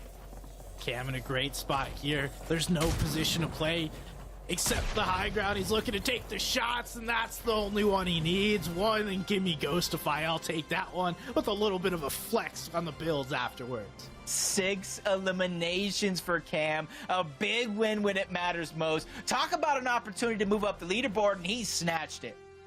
It's exactly what he needed. I mean, we know Cam. We mentioned he could have been one of the top players on controller at many times throughout his career. In fact, he was. Now showing out once again in the PlayStation Cup featuring Fortnite. Now he's going to be one of those guys we're looking at as we kind of accumulate the scores of this game, add it together with the previous 2. This is now going to be the halfway point. Does Cam give himself a shot to control his own destiny? Those are the questions I'm asking myself, similar to Yasir, who actually stayed in that game pretty long before finally going down. Yeah, going down to the chains of Hades by Ken. Ken seems to be the only one using those, and it seems to be working out. And if I do remember correctly, Cam did something similar in the previous PlayStation Cup. He had a low kind of placement the first couple of games and then came roaring back to finish pretty strong. Yeah, we've seen that a few times, particularly with Ken for sure. And I'm just trying to see, is Ken going to do the same thing? Is somebody else going to switch a spot and try to take it away? But with 3 games done, it's very, very telling that we're seeing it's players like Yasir, it's players like Sync, it's players like Judebug that are showing consistency throughout these games. So in the last half of the day, all they have to do is to be able to hold on, but they're going to have to be able to adapt at the same time because it's their opponents. The ones that are lower on the leaderboard, they're going to have to be flexible and adapt to what the scoreboard says. Hey, we'll find out who's able to take over this back half of the tournament. We will take a quick break, but we will see you in a few. Gaming is defined by moments. It is intense. The joy of victory and the thrill of overcoming challenges. Welcome to our home of competitive gaming, where we can all experience exciting esports moments. The final 1v1 of the game here. And celebrate the pros and the rising stars. I do want to see a female in the NCS. Bringing you guides and deep dives. Horizon can go up, but she can't go up fast. And tournaments where the community competes. Wait! No way! Whether you're in a heated match Back Let's go. or watching along at the edge of your seat. A duo taking down a trio. Let's create moments from the games you love. I'll take it. Join us and subscribe to our channel to follow everything esports on PlayStation. PlayStation.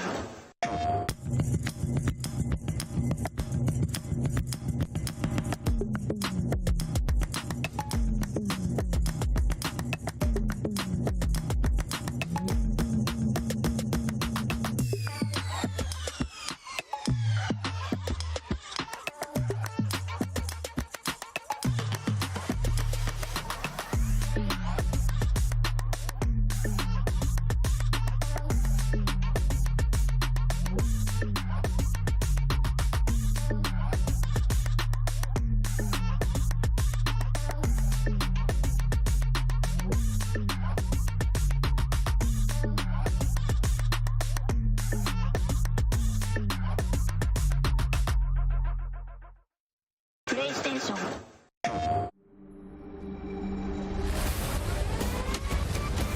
Enlist in the galaxy's elite fighting force.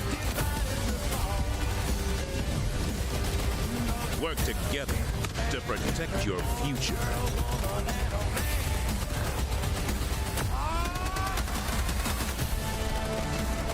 Join the Helldivers, the galaxy's last line of offense. PlayStation.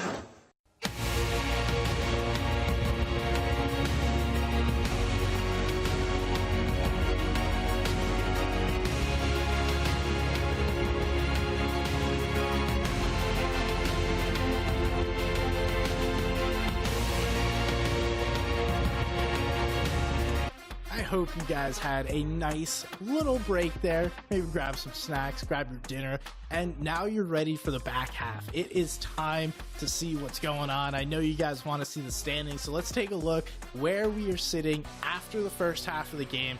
Currently, Cam won game number 3. This is the game 3 standings. He's able to pick up a big victory royale. Yeah, and if you look at the point spread between him and second place, there's 11 points of differential. Don't quote me, but I think that might be some of the highest point differential between a first and second place that we've had so far. And as I continue to look down the list, 6th place for Yasir. He was at least able to capture half, or a little bit more than half, of the placement points throughout that last game, plus 2 eliminations. So he's definitely keeping himself on track of that first place prize as well. Yeah, that is going to be interesting to see how everyone plays out. We saw Judebug not have the best game so far, but still a decent one. And, you know, when you're struggling a couple of games, that could be it. We just saw the EU Build Cup finish just a few moments ago, about 30-40 minutes ago, and Malibuka took that one, and he had 2 games where he went down fairly early. So we could see the same happen. You could pretty much give up 2 based on what we just saw happen in EU. Yep, I'm just kind of looking at the overall leaderboards. Cam, you were right. You were right. He does sit in first place. Big win for Cam. He can kind of hold on to that, and he's landing over towards the underworld. Wonder how much or how often he's been getting that aspect of Siphon Medallion, and how often it's actually been coming into play for someone like Cam that does tend to get aggressive when he's actually in those fights. Yeah, well, he had 6 eliminations last game, so that is quite a bit. And just looking at the total so far, he has 11 eliminations, and there's no one else with more than 9. So definitely having quite an aggressive game for Cam, and it's no wonder. He's getting the underworld by himself pretty much. There is one other player, but it seems that Cam has been the one walking away with the medallion every game. Yeah, I saw him with the Harbinger Mythic in that last game, so you got to imagine it to be true. Somebody did land towards the north of the underworld and even towards the west, but they don't really have their focus on the actual POI. And this is kind of how I feel like a lot of the medallion housed POIs have been to kind of start some of these games off. Very, very slow, loot up, get your material, get your shields, and then you can backtrack. And this is where it's going to get a little dangerous for someone like Yasir, because he's able to catch off a little bit of a 1v1. You can dash around with the Thunderbolt of Zeus, try to keep yourself mobile while dealing that damage. And players that land here constantly know to jump into this green water to get that dash back, to get it over and over again. And Vila's already picked up 2 eliminations, so one of the top console players historically, now having another great game. He's been slow this tournament. He's going to continue to do well and looks like he's getting aggressive. Yeah, just kind of keeping his position unknown, constantly bobbing and weaving, moving around. Nobody really making it a focus to challenge the god for the medallion just yet. It's something that we saw in that last game as well. It did take some time for things to ramp up. Oh, he picked up a gold sniper right out of that chest. Still bouncing around for the god chest as well. Just like I said, just making sure a lot of the players here at every POI that does have the medallions. If you challenge it too early, you just kind of make yourself like a watchtower where everybody knows exactly what's going on. They know how to deal with you. But right now, he's going to box it up just like we saw Yasir do in that last game.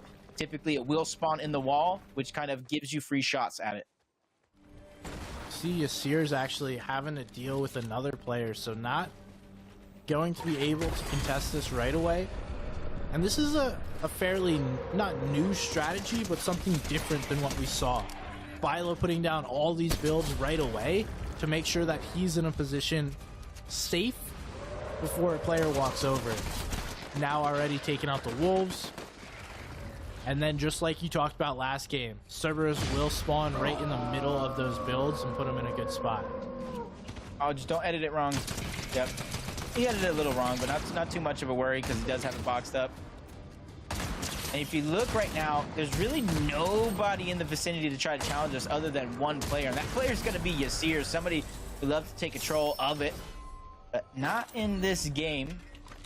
He's had it for the past couple games, but now it's Bylaw's chance to go ahead and get one of the most overpowered medallions and weapons in the game to see what he can do with it. And now we see that Sniper, that was just being held as a little assist when it comes to taking down Cerberus. Violet not actually interested in holding that.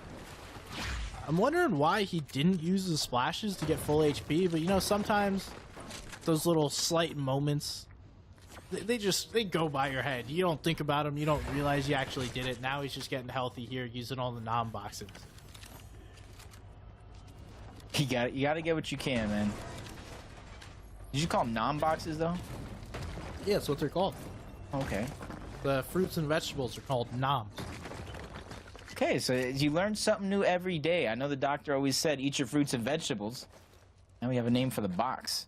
You write that one down. But Yasir, how much do you think it's going to change up his strategy now that he doesn't have the medallion? Probably not too much. I would expect him to still be pretty aggressive, stay around this area. He's going to be one that wants to play with the dashes, so he's going to try and keep that as long as he can.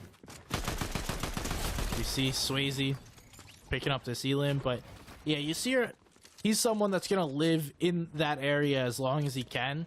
He may even wind up trying to fight Byla, because the one thing that we know about Yasir is he's aggressive, and we know that Byla is going to appear on the map the entire time because he has the coin. So that could be a potential to get stalked by a player like Yasir and just wait for an opportunity until you make a mistake. I mean, something that did happen in our second game where Yasir did go after Plasmafy, who did have it, as the Oxy goes down earlier than he would hope. He was actually moving his way up those leaderboards, so unfortunate for him in the fourth game that he is going to go down. But Sway still knows there's at least two other players in this distance that he has to watch out for. This is why you see him taking those peanut butter edits, just trying to bide for his time, not just rush into the box thinking no one's there. Oh, Down goes Sway. that wasn't my fault, right? No, definitely not. Okay. He can't hear you. You're not playing the game. But a little bit of lore of the reason why they're called noms boxes. So when they were initially introduced, there was a store. It was a grocery store called Noms, and that's why they are noms boxes. Okay, I'm gonna have to like pick your brain with some Fortnite trivia or something. See how deep does SBG's Fortnite knowledge go for the little things? Way too deep. Do you know all the little sub POIs? Oh no, that does. That's next. I couldn't do that. Yeah, no, That's not next. next. Just never. The only one I know is Ship It Station. I've made a couple of videos on a few different, like, I think they're called like landscapes or Yeah. But I don't know the names of them, and I have them labeled too. Like they're properly labeled, and I just don't know what the name is. We'll learn. We'll learn together eventually. You see her, just like what you said, though. Staying around kind of the 0-point water, lake, swamp, all of it, to make sure that he has the dashes for when he does want to start to play aggressive. Getting together all the scraps that might have been left by Cam. Which isn't really going to be much, and without too much mobility here in the game, he does look like he's going to go for the wings of Icarus. Now that he doesn't have the 10 charge that respawn every couple of seconds, he probably has to think of a plan B, and he's ready for the future, even if he doesn't use it right away. Looks like Zone is going to pull away from this area, so while it'll probably be in the next zone or two, I'd guess by zone 5, we're not going to be seeing any of that green water still in these zones. So everyone's just going to have to play regularly with that little bit of extra movement from the Fizz. Or the Flowberries. Haven't really seen the wings of Icarus be used too much. We've seen a couple of plays with them, but not necessarily like a common staple within players' inventories. Yeah, I thought that would be used kind of like a little bit of a impulse or shockwave, the way you kind of go up against the wall and you can kind of launch yourself, especially with the Flowberry Fizz, something that I feel like you were one of the first persons that I've seen kind of do something like that. I thought we would see more of it, but I think just players are playing more safe, collected games. With Yizix, talk about safe, he takes a full monster of a shot by Sync. Ledesma's there on the other side. So much chaos, and you see the third parties from the mini-map slowly but surely closing in on this distance, and as Sync goes down, things is going to slow down because Yizix doesn't want to get back into that fray because he just lost 100 shield in the blink of an eye moments ago. Now Yizix going to turn his attention here on a 1x laser. Seems like all Yizix is doing is taking shotgun shots in return. Every time he seems to be getting aggressive, the shotgun shot comes through, and he doesn't seem to want to give this one up. Going to continue to chase laser, but I'd argue you're spending way too much on this at the moment. And if you see something we don't, maybe it's just a sign of weakness as he continues to try to push into the box. Police control is going to be important here. And another the third parties as everybody's rotating his zone becomes so much of a nuisance. As Ledesma's on one side, yet again, Yizix and Ledesma are finding opportunities here when they catch an opponent off guard to try to steal away eliminations. Yeah, they seem to always be in the same area every time they wind up getting in a fight. Laser, though, is in that same area. Ledesma is getting aggressive. He's in a way better spot than either of these two players. Has the most in his inventory. Definitely in a great spot. We're going to see if Laser can get himself out of this situation because Yizix is continuing to get aggressive. Does take a shot there onto Ledesma, but misses. And that's just a shame. This is not what we want to see. Yeah, it's just very, very unfortunate because Yizix had full advantage. For him to let that player just kind of slip through is just him just falling asleep on the job there momentarily. Well-placed burst, a well-placed shotgun shot. Probably would have taken him down, but Laser able to survive everything that was just thrown at him and more. It's just unfortunate he's down on resources, down on heals. So even though it does look like he might try to backtrack, try to get together some scraps, he's going to have to really dig deep to make something of the rest of this game. And now running away from all this and running into the last thing that he can. Yizix needs to hit every single thing that he can along the way because he's got really nothing to his name. If anyone sees him, it's pretty much all but over. Now we tune in with Piggle. Piggle's been having a pretty good tournament so far, or at least a good first game. Let me double check to see how he's done in the next couple. He is in 12th going into this game, so second place in game number 1 and then a 50th and 65th. So not exactly continuing to have a good game. Yeah, the rest of the days are truly going to impact where Piggle actually places on the leaderboard. Big win here will kind of put him right back on track from that game 1 that you were just talking about. Anything less is going to keep him climbing himself out of the hole that he placed himself in, using the DMR, trying to tag some shots in the distance, even though we really haven't seen Zone 3 have a lot of surge. Usually these earlier zones that really dictates how hard you have to try in zones 5, 6, and 7 in order to get that surge when it does finally activate. Yeah, that's exactly right. The players that get ahead of Storm Surge, they play a different game. If you're constantly chasing Storm Surge, trying to get damage every single zone, you are forced to play differently versus the players that do their damage early in these first few zones. They always wind up in great positions where they're able just to chill, rotate when they want to, not be forced to play in poor positions. Nonetheless, Ali is climbing up this mountain. He's trying to get to a position where he's going to be able to hit that launch pad, because we've seen so many players already start to post up around this area. Ali does get shot at. Surprised that's the first time. There's so many players around him, but everyone's just going to let him walk through, and now he's going to move on in a different direction. But I know there's another launch pad if he keeps going south. Don't know if that's what he's going to go for. Just rotate in, give up the idea of hitting a launch. Hey, realistically, that's about like 37 seconds before zone closes in. He does have an empty slot. Materials, I would say he's decently well off, especially compared to some other players here in this lobby. So I would hope he's continuing to go south, because I do believe that's the less congested side of the zone as of now. But you can see Rift Island on the other side already being contested right out of the gates and captured even. It's more than halfway as we tune in. Does look like Yasir is going to come in to try and fight this. Yuomi having a tough time. He's just going to hold his wall for the moment. Yasir is going to try to start taking all these pieces, putting in the work to get as many pieces around this player as possible. But Yuomi doing a good job, just playing patiently, not doing too much.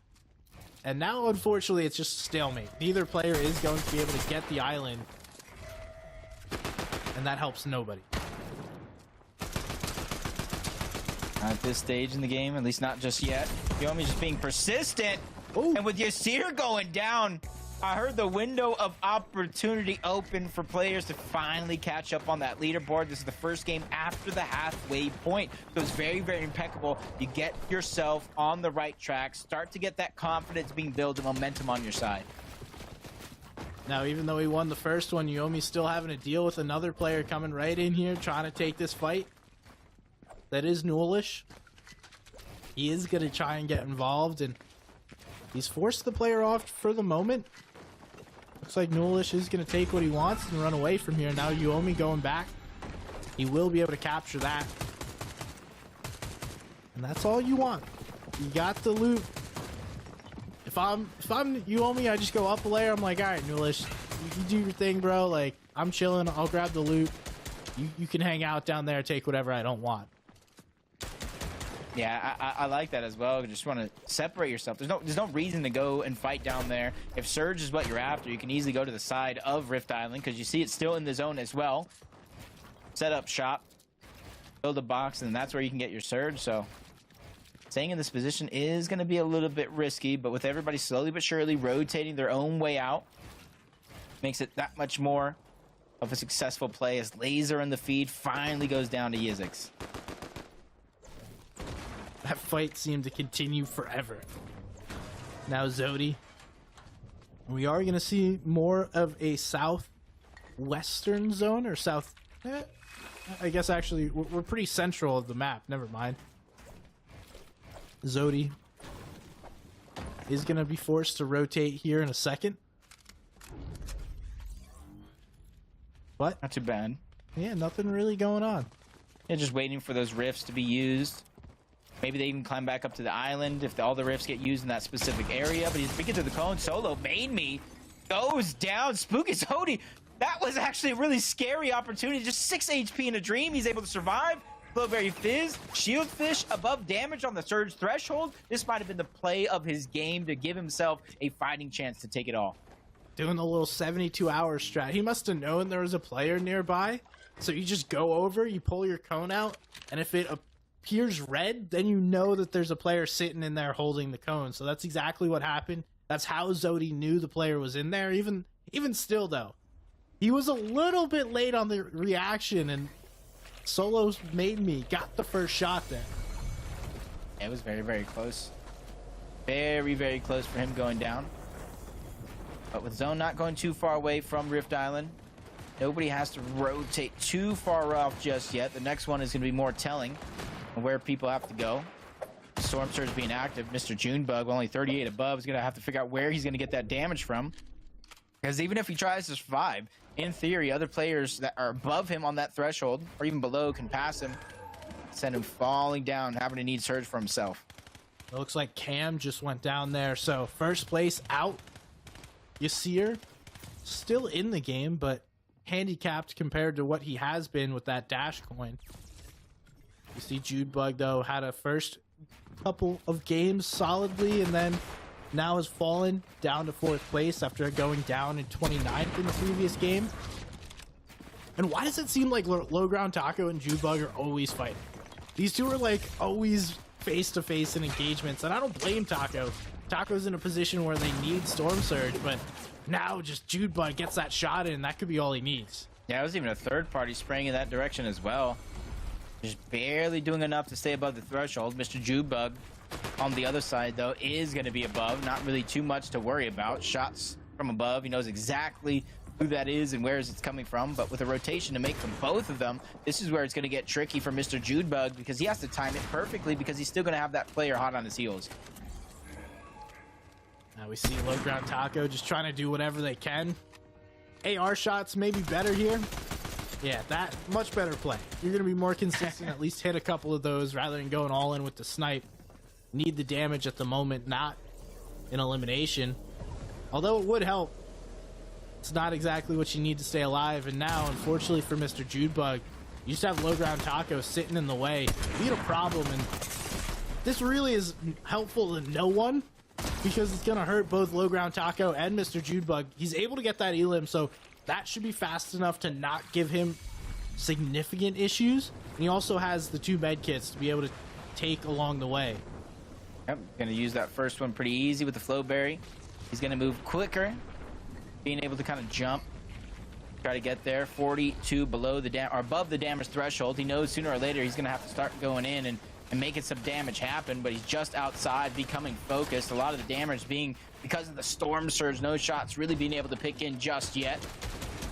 This is one of those situations with all that damage. They know you're coming in late. You see multiple players from below and above just trying to go in, clean up this elimination. Mr. Judebug running out of materials. Only one build left to place, and he's still getting focused. Forced to drop down low. That's Ali, ultimate low ground. Mr. Judebug is running out of options, running out of time here, but he's still finding a way to stay alive. Don't know how he's doing it.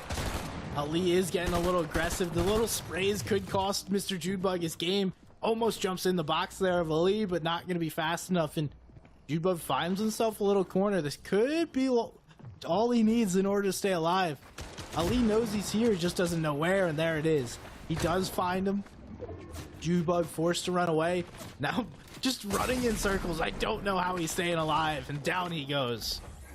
As Tita Rooney just peeked out at the perfect time. That's opportunistic because he didn't really do anything in that fight other than peek through as soon as that player was in his line of sight. And now he's going to get all that spoils, shields, Flowberry Fizz.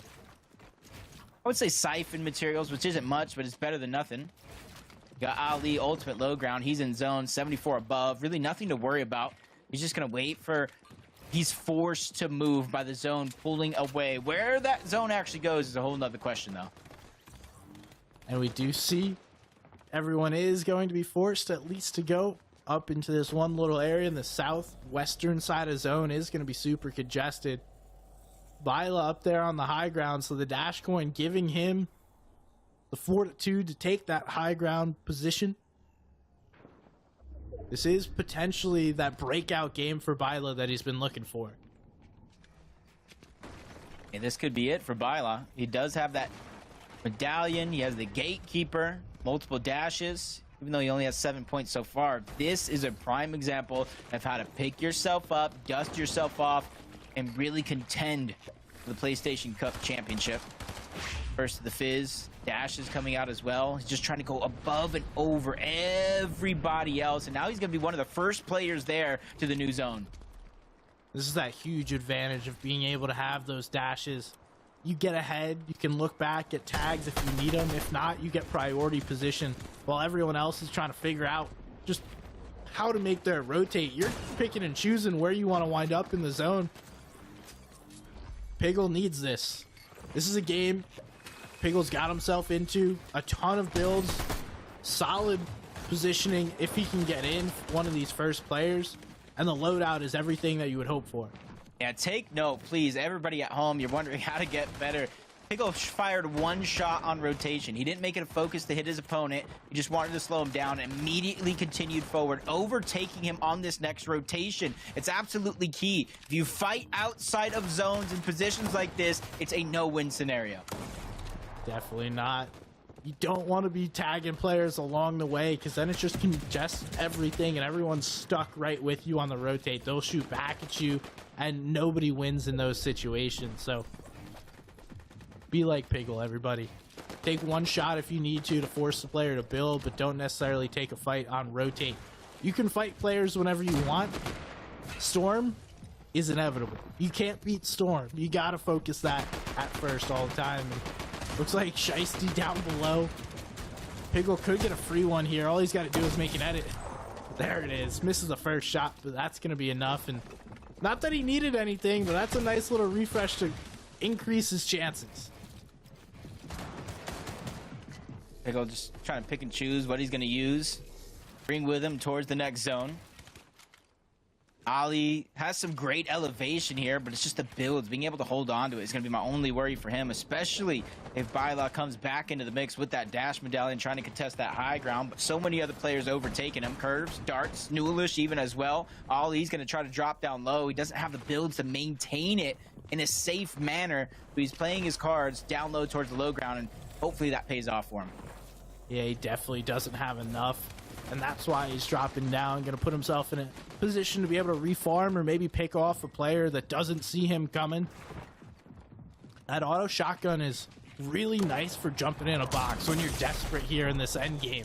Being able to put yourself in a position as Piggle picks up another one. He seems to be slaying out here, and that's a great game now. This is what needs to happen for Piggle. He's gotten exactly where he needs to be. He has the materials. He has everything. Nice little play there by Dartsify. That's what you were talking about, Jacob, to hit those angled little dashes with the Wings of Icarus. But back to Piggle, he is in a position he needs to take advantage of to get one of these top fives out of this game. Yeah, he has to, especially since he has the blueprint. He's already showed his success here on the day. It's just about mimicking it, executing it yet again, and Piggle biding his time, not getting so aggressive to where he doesn't really leave himself a plan B. He's just biding it. Another player, that's Ken, going to build up in front of him. Swax still has the high ground, so multiple players threatening a game just like this as they're trying to force them down into one another. Sid is going to be the focus for now, but only for a few seconds. Now we see Swasix. You talked about Ali not having enough to hold high ground. Swass doesn't really have enough either. That's Byla jumping up. This is his moment. We talked about him needing this game, and he uses the dash coin perfectly to make a play. No one is going to be able to contest him up here on high ground if he stays up here high enough. Quick little refresh of the shields using the fizz, and he's in a great position. He's in the driver's seat to take this match. Yeah, even has the HP in terms of the med kit to regain it back if he so chooses. With nobody really getting an opportunity to look back up, Byla's not even really being contested momentarily, so he has all the time in the world to look down, put that pressure, force them to engage in one another. Even if he doesn't pick up the elimination, that is going to be huge because it's one less player that he has to worry about as he continues to move towards this end game. Now he just needs to make sure he keeps shooting, forcing those players to use the materials down below. Even if he doesn't get much damage, the less mats they have, the less they'll be able to protect themselves and the more they're forced to fight. We see Byla is looking back in Storm, so almost getting ready to play for the heal off, pinging those mats, pinging what's back there. Doesn't necessarily need anything at the moment, and Piggle's still just thriving in this game. Has picked up to another elimination. He is poised. This is exactly what we asked for out of him.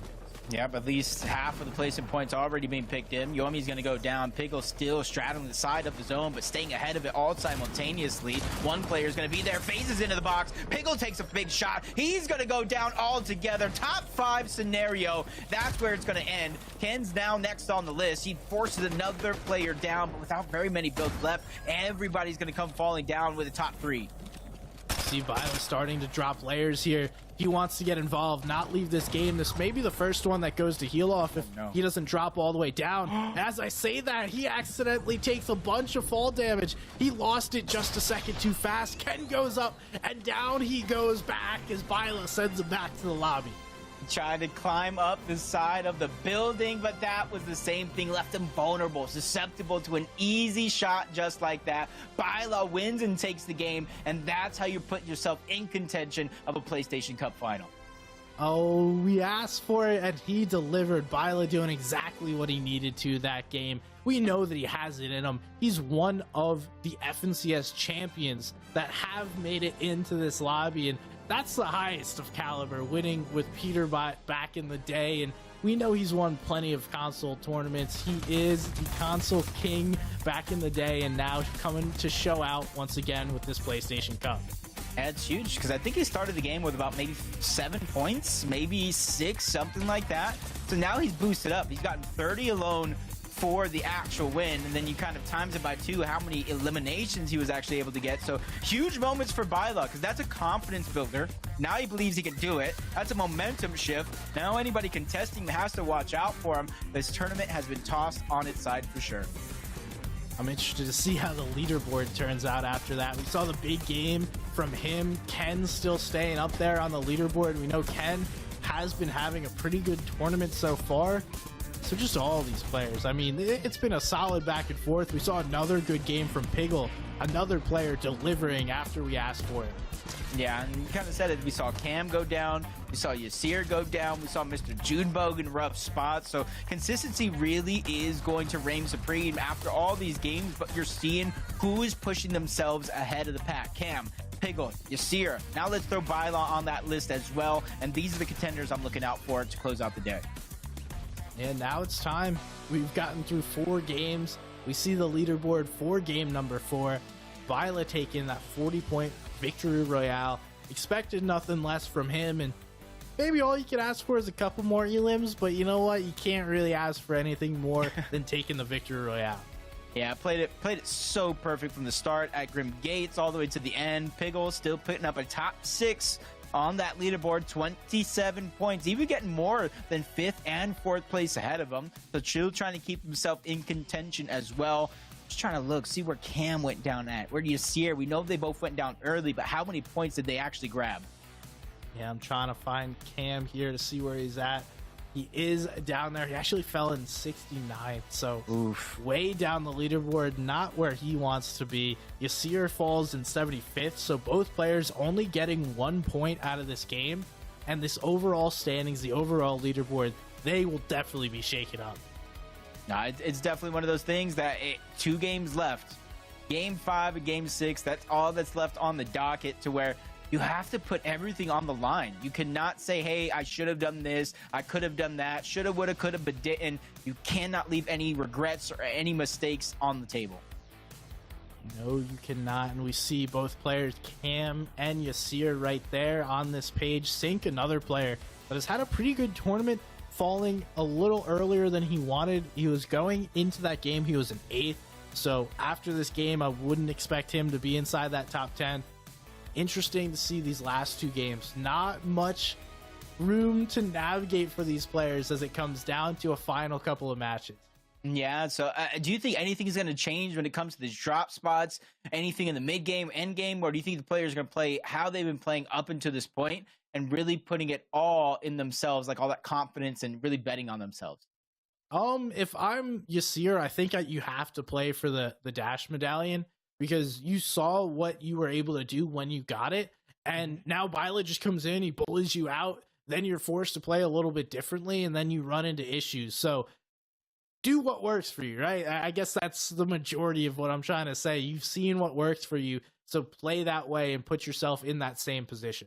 Okay, I do like that. I do like that, because that is how Yasir has won PlayStation Cups in the past. You know, contesting fencing field, there was a medallion over there as well, but he was able to win the actual medallion, get control of the weapon, get control of the medallion of the past that got you shields, that got you a little bit more safety and comfortability. So I got to agree with you. I think Yasir at least needs to make a claim for it, because throughout the beginning of that last game, we saw him kind of land towards Grim Gates, loot the outskirts, but he never really turned back until after the medallion was gone. I want to see him at the very minimum contest it, shoot some shots in that direction. Don't let it go as free as you did in that last game. Yeah, so I'm going to ask you right back. Do you think if you're Byla, you go and land there right again, right? Like, you don't try and change anything? There's no reason not to. Because Baila, if you look at the games he played before, that last one that he won, around 7 points. 7 points. Absolutely nothing there for your efforts. So at least he's given himself a fighting chance, even if he does contest Grim Gates and go down off spawn. Yeah, he pretty much got all of his points within that one game. So he moved himself up to 14th with pretty much a single match. And I mean, he's still less than half of first place, but you win one more out of these two, that's an easy top 10, probably a top 5. Gotta agree with it. And now we're getting it right out of the gates as well. Yasir, gotta imagine some of those other players in the mini-map dropping to be right nearby. I just want to see who gets that god chest in the middle, because that's really going to set the tone in a drop like this. Yeah, it pretty much is all for landing that top chest.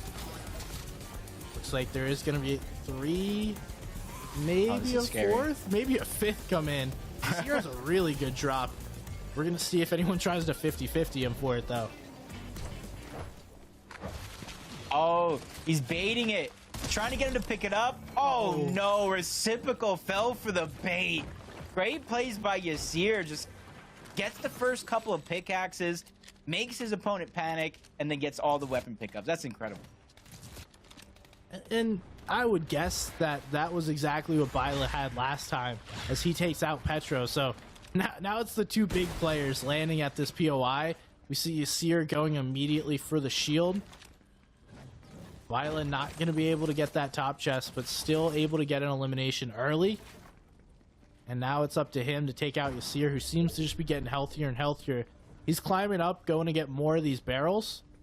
And that's going to put him in a position where I would not want to fight. Or I wouldn't want to fight him, I should say. I mean, I wouldn't want to fight. No, for me, you had the sentence right. I would have been all off, probably on the yacht, hiding underneath along with Midas or something. I don't know.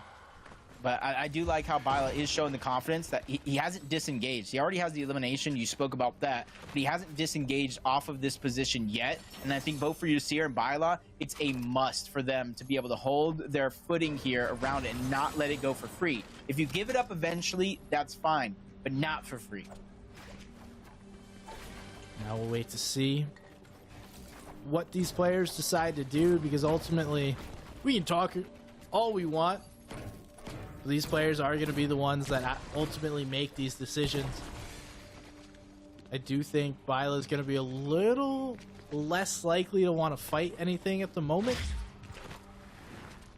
Just because, you know, you got that good game under your belt. You don't immediately want to throw it away just because you had one. That almost makes you wonder, is he looking for the barrels that were already taken? I mean, that's the same area right there. Yeah, exactly. Because we saw Yasir already scramble through, get all the barrels, which allowed him to save the minis that he picked up initially and the 2 different big pots, and he's full shield. On the other side, Baila's just been running around looking for those barrels, but I think Yasir kind of grabbed most of them, forcing Baila to use that secondary Flowberry Fizz seconds ago. Both players strengthening up, trying to get ready for this fight. Were you about to ask a question, Jacob? I'm just kind of like watching, seeing that neither one of them are really making a claim for the actual challenge of the god, other than Yasir. He's the one that's built on it. He's closest to it. So we'll probably look back later on to see who's actually going to get control of that one, because Aoxy's under pressure right now. We went down so early in that last game, and he's been faring well up until that moment. So this game, top 5, top 8 is going to be a must for Aoxy if he wants to stay in contention. See, there is another third party coming in as well, so Aoxy's gonna need to close this fight sooner rather than later, or just chill down here on low ground. Does wind up getting that player fully in a box, jumps right in. That's not exactly how you want to start that engagement, but enough time just to heal up, enough damage onto Razul to give himself a moment. That's Surge staring at this. I believe Surge landed right outside of Grim Gate, so walked over to try and see what's going on here. We saw it. I think he's just crouching. He's just waiting to hear more, right? So he joined this fight. It was already kind of stabilized. Both of them in their respective boxes, even though Aoxy did get aggressed on. But everything kind of slowed down. So for Surge to keep moving in as the third party, it just puts himself in a spot to where he could be the main primary target. Now with the shots firing off yet again, you see him moving closer and closer in this distance, and timing is impeccable and crucial for Surge. The fight's gonna begin. Aoxy's gonna win that without a singular scratch on him. Now Surge is gonna hope that he's weak and sees it as a green light to go. Oh, Surge jumping in. Aoxy's not as weak as he thought, and now it looks like Surge slightly rethinking what's going on. Nope, Aoxy is going to build some layers. Surge in a good spot, though, especially with those dashes, able to get himself in a good position. The crack comes through onto Aoxy, and that's exactly what he was looking for. Cleaning up that fight. Nice little elimination there. And there is another player staring at him, but Surge is in a great spot. So unless he makes a mistake, he doesn't have anything to worry about. yeah, and with Aoxy going down right there at this point in the game, it almost leaving himself for a win with 10 eliminations, maybe even 15 is going to be needed if he wants to take the first place. But luckily for Aoxy as well, there's still hundreds, if not thousands of dollars to fight for, even if you're not in first place.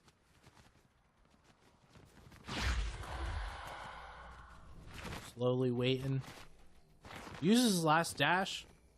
Would have liked to see him save that, but I guess Zone is going to pull that way, so he's going to be able to get more of them.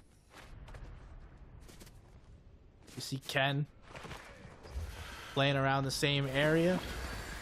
Oh, it's his weapon of choice. There's the chains. You know what? Just collect them all. The Zeus. Where's the wings of Icarus? Come on, Ken. If anybody can make it happen, it's you. Cam's going to get aspect of Siphon. I'm actually curious to see if he's going to take the Harbinger SMG, because I feel like I would rather take his Purple Warforged over the Mythic Harbinger. I don't know about yourself. I'm trying to think. Yes, I think overall it's just going to be a better weapon, because you don't have that really medium range damage that you're going to get with the AR. And I think that's why Cam is deciding to do what he just did.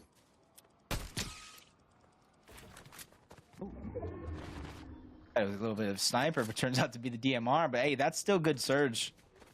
We've seen players be below or above by 8. 8. Which is absolutely nothing. Nowhere to feel confident. For Piggle, does look like he's boxed up near this forecast tower. This could be huge for Piggle if he can actually claim this forecast tower. We haven't seen a ton of it so far, but we know players had to have been claiming them throughout the course of the games. But for Piggle and his position on the leaderboard, this could be the difference maker in Game 5. Yeah, we could see he's really making a charge, trying to put himself in a spot to be able to take over this tournament. And luckily for Piggle, if he's able to get this forecast tower, that should be a huge advantage. And he's one of the few players we're seeing use that DMR multiple games in a row. We tuned in last game and he had the DMR, so definitely a clear plan to be picking this up. One of the few players that I've seen try and use this loadout, and I respect it. It's a good move. How about this loadout instead of a DMR, a sniper? Ah, I wish he would have kept it just a little bit longer. But hey, he's making that right decision. Probably checking the modifications on each of those DMRs. We didn't know they were both green. He picked one up, dropped it for the other one. He's probably looking for something with the scope for distance, and then maybe something for the recoil. But I would guess. You know, with the green one, you're only going to get one attachment on that. So, unfortunately for him, not really going to be able to do too much. Nice move, though. Spend your gold. Now Dartsify showing off how you can use the wings of Icarus. Not simply just the right click or left click or right trigger or left trigger, depending on what you're playing on. It's nice, but also I don't know that it's worth holding. Okay. Yeah, I'm on that same boat. I haven't really seen anything from the wing, even as a rotational tool, just because it's too easy to get. You're not moving at a high rate of speed. It's too easy to get tagged up, and then while you're falling down, you get beamed yet again. It's just too risky for what it does provide. But it is good to see how we've been seeing it utilized, though, with the tricks that we saw at the beginning of the season. Yeah, I think it's one of the most balanced rotational items that we've had. So I'm a huge fan of like items like that. They're not destructive. They do actually provide some great rotational advantages. Piggle gets tagged a couple of times. It's not where he wants to be, nor what he was expecting. I mean, you're chilling in a bush, but that player may have a thermal scope. That's something we haven't seen a ton of, is the thermal scope. So if you're sitting in a bush this season and a player has a thermal scope, you're kind of just sitting by yourself waiting to get shot at. Glad to see he was able to kind of like heal himself up, even though he can use the flopper. Make sure he's not easily one-shottable. I did see Byla on the feed pick up a nice elimination. Even without the medallion, you can see that he's still figuring out a way to make things work. But with the way the zone is at right now, I don't see too much movement coming out of either Curve or Piggle. They already have two great positions with a good amount of elevation, and since they are center zone, there's going to be a lot of players rotating by where they can get surge from. And it's interesting to see that after a couple of games of no one really using the DMR, we've now seen 3 separate players this game pick it up. So I think it's just showing the value of this item and the versatility of loadouts within this season. Most seasons in the past, players have kind of all had the same loadout. This season, I feel like it's balanced. You talked about the shotguns. You could use anyone. The ARs, the SMGs, you can kind of use whatever. Granted, I still think the Burst and Warforged are kind of the best 2 overall. But the DMR definitely being worthwhile of a pickup.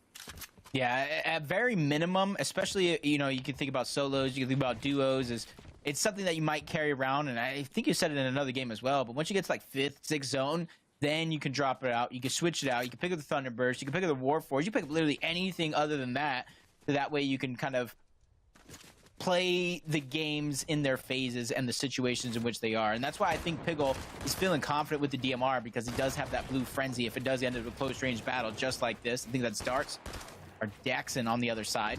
Piggle just wiggling around, not wanting to give up his position, not wanting to give up an easy fight either. Spending every single time he moves forward his builds to build a box for safety. The Daxton just going to disengage there. Piggle's going to be able to do whatever he wants here.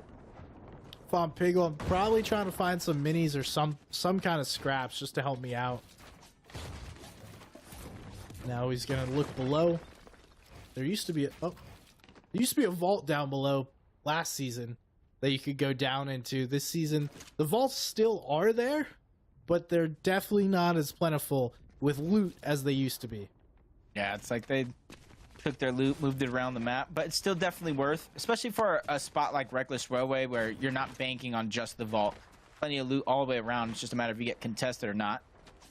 While everybody continues to move forward, trying to find their positioning in which they want, Rift Island will appear, and I do believe that might be Yasir all the way down low towards the bottom of Rift Island already, something that we've seen continuous throughout each and every one of these games. That is Yasir down below, taking some shots already. We can see he has the Mythic. It's Yolando. He's building that, like, typically players just build a 4x4. He's building a 30x30. Needs to go up a couple of layers though to make sure he can claim the loot.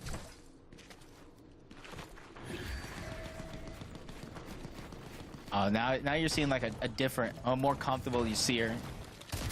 And we have seen that last game, especially with him going down early. Looked a little awkward in some of these fights, but now that he has that dash medallion yet again, he has the Mythic Gatekeeper, you're seeing him in his comfort zone. He has his shoes off, kick back, relax, probably has a water open right now. Probably got some music playing in his ears. Yasir is comfortable. He's vibing. Are you describing my life or his? I think it's both, because mine too.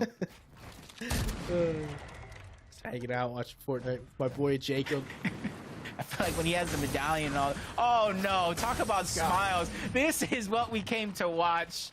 No dashes, no medallions. Just get your bro Ken in here with the chain of Hades, and that's Cam on the other side. That would be a big elimination if Ken could figure out a way to get it. Looks like Ken's just going up.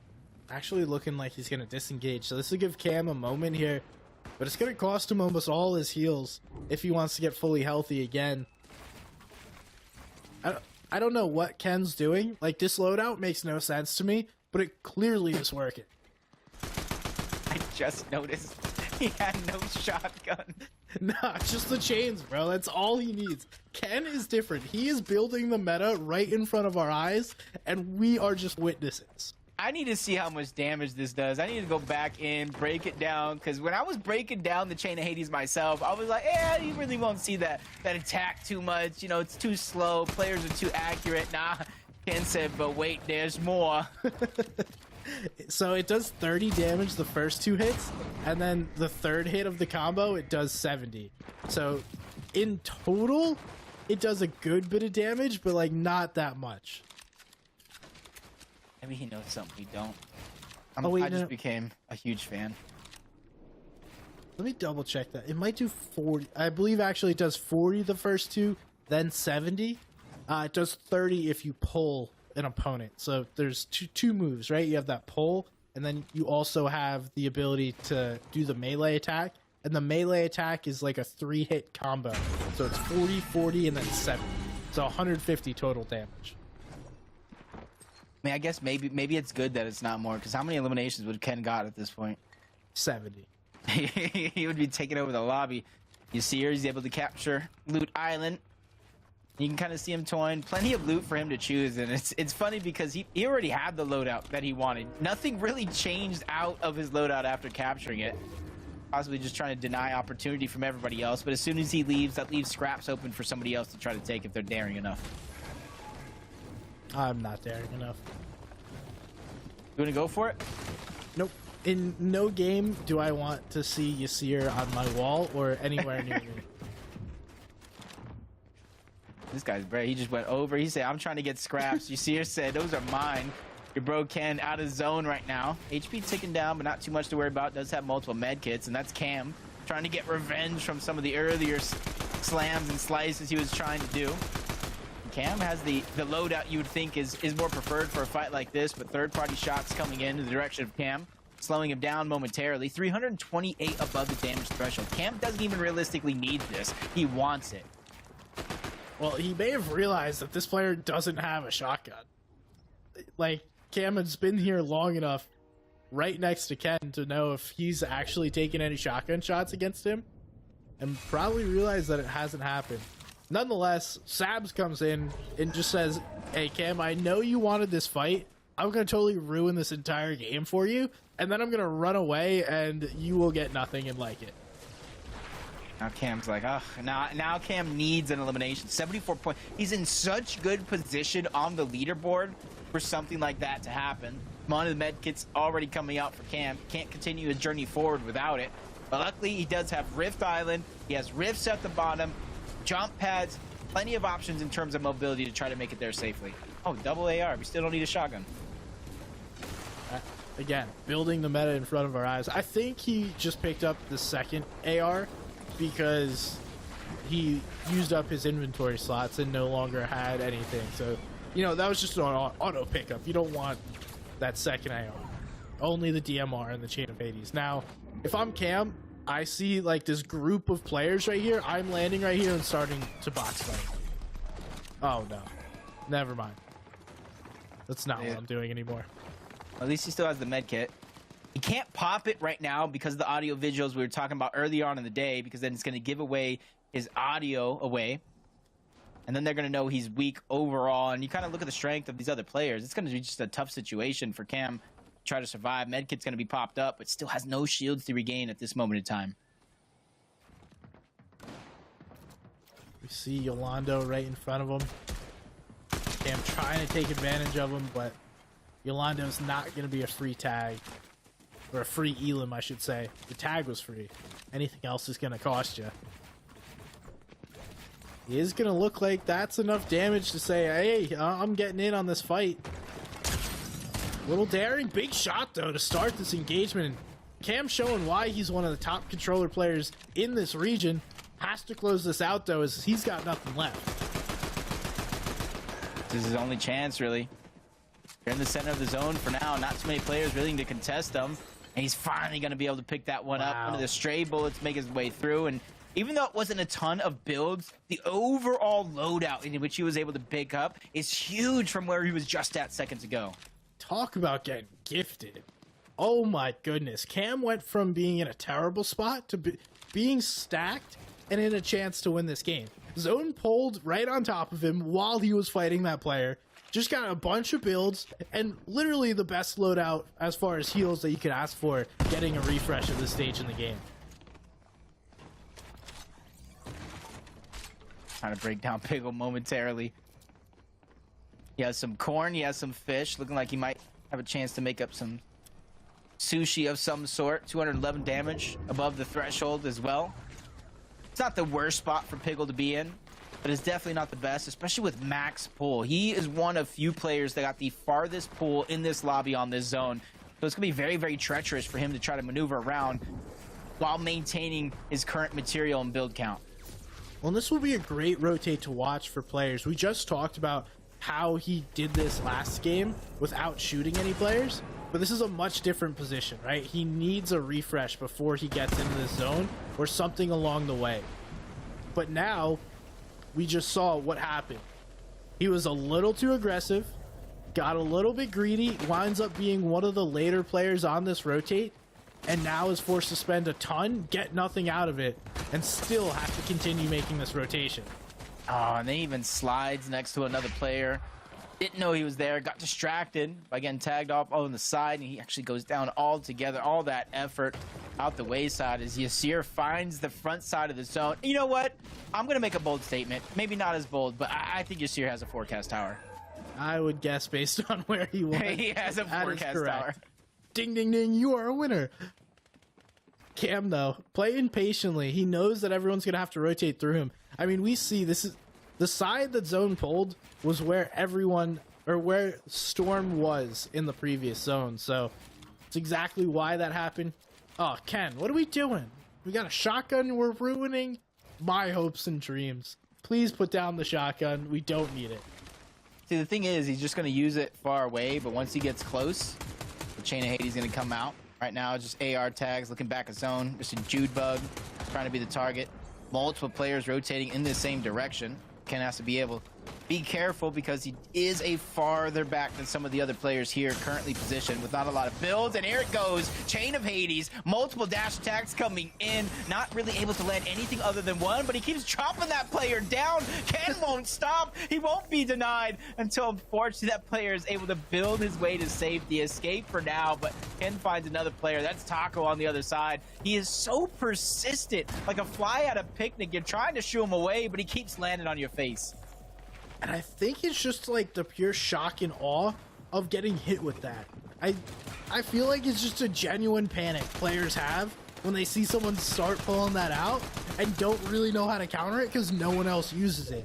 So it's just huge. But now we're talking about Cam needed the huge refresh earlier on, chasing Josh now, trying to get another refresh as he's spent everything on this rotation and fight. Yeah, he doesn't need it for his loadout. He needs it for the materials. As you can see, he has splashes, medkits, Flowberry Fizz, seeing him look all around. You know the other players are rotating, seeing who I can catch off guard. And seeing the top of the builds from Dasharuni as well. All these little intricacies are going ahead and adding up for him to try to make the right move. See Silic starting to position for that high ground. Probably a little too early to be able to keep that. Yasir is right below him too. We know he likes to lurk. And eventually we'll use that dash coin to make a high ground play. But, you know, probably going to look to pick up a refresh or two along the way to get himself into a position. Cam does get another elimination, though. That's on the react ski. And unfortunately for Cam, that player was not as stacked as you would have hoped. Down goes Ken. The chain can't keep him alive versus the storm. But now, if we continue to watch Cam, he's going to continue to look for fights, just take some tags on players, and once he gets enough, just like that, the crack comes through, that is his key to jump in the box, and that's exactly what he wants. It makes it that much easier. The players are spraying in, making it harder for him to try to survive. Baby Haas is going to go down. Cam beginning to heat up. Josh on the low ground. Cam's just trying to get out. Blocked off by Como Materi. Another player getting to the box. Great maneuvering by Cam to get in and out of these covers. Switch it on over the heels, knowing that its medkit is going to be necessary here in a moment. But with the Flowberry Fizz, this is his last chance to try to cover that distance, get in the zone so the medkit can have the most effective use. He does use that med kit. He's got another one, so gonna Fizz, get himself in the zone. Doesn't want to get stuck too far behind, but he does get stuck there by Judo, sent back to the lobby, and that's going to be it. Mr. Judebug, another one that needs to find a moment to be able to hit a medkit. He has enough builds to build a couple of boxes, and that's going to be just what he does. Now, accidentally boxes a player, throws the ramp over. Not going to happen exactly how he wants to, but down goes Mr. Judebug. Eventually, he goes down, and look who it is. It's Yasir looking to make the high ground play, and that's Dorito that is up there trying to hold it still. Yeah, just trying to wait for that perfect moment. Gets tagged up, drops the ultimate low ground, doesn't have a ton of shields to regain. He's using just enough to give himself the flowberry effect and combine that with the dash medallion. You see here, I think is playing the right job, goes out towards the side. First dash coming through. Dorito's forced to drop down low as well. He's trying to save as many of the builds and recycle what he can from below. We see Dorito not having too much left to his name. Yasir looking for that one more refresh before he goes up. Staying on the backside of zone.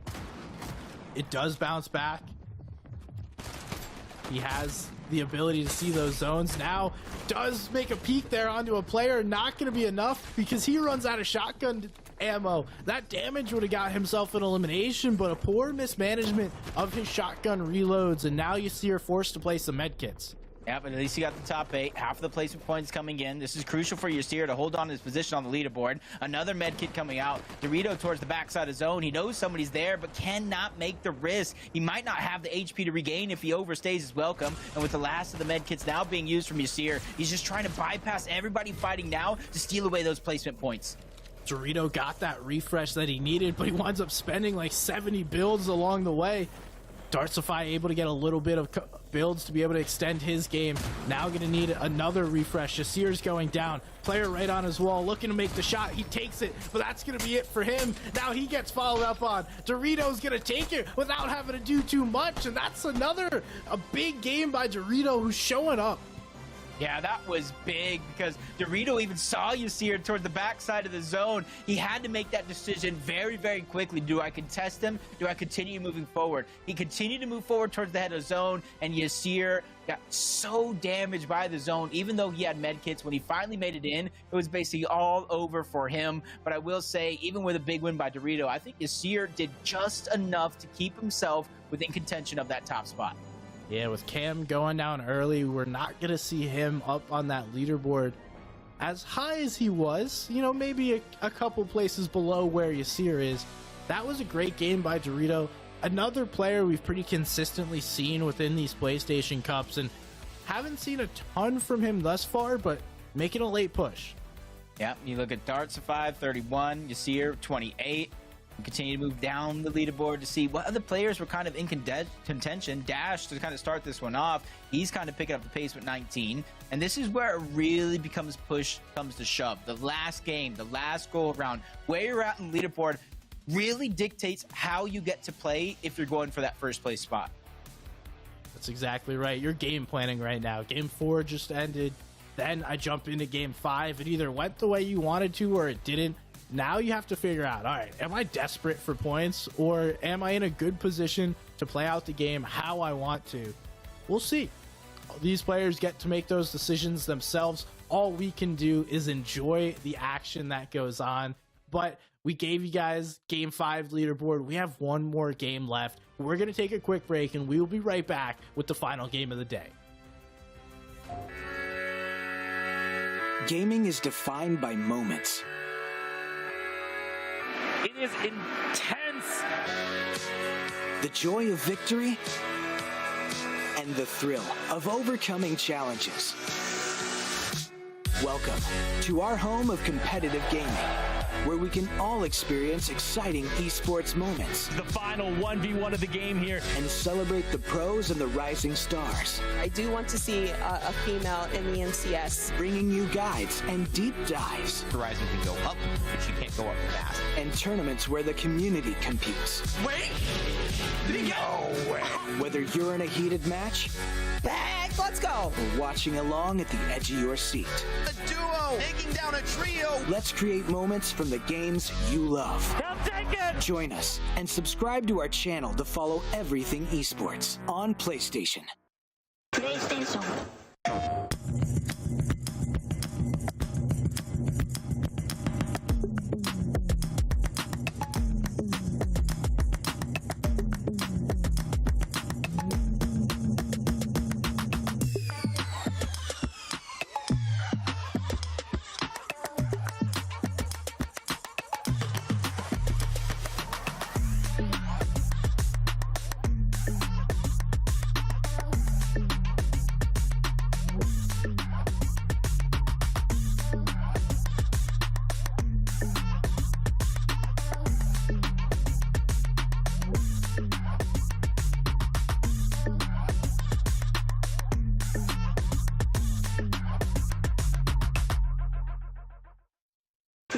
PlayStation.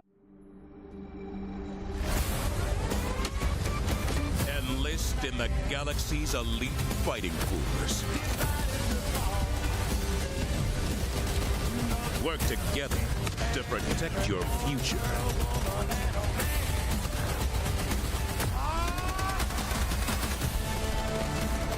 Join the Helldivers, the galaxy's last line of offense. PlayStation.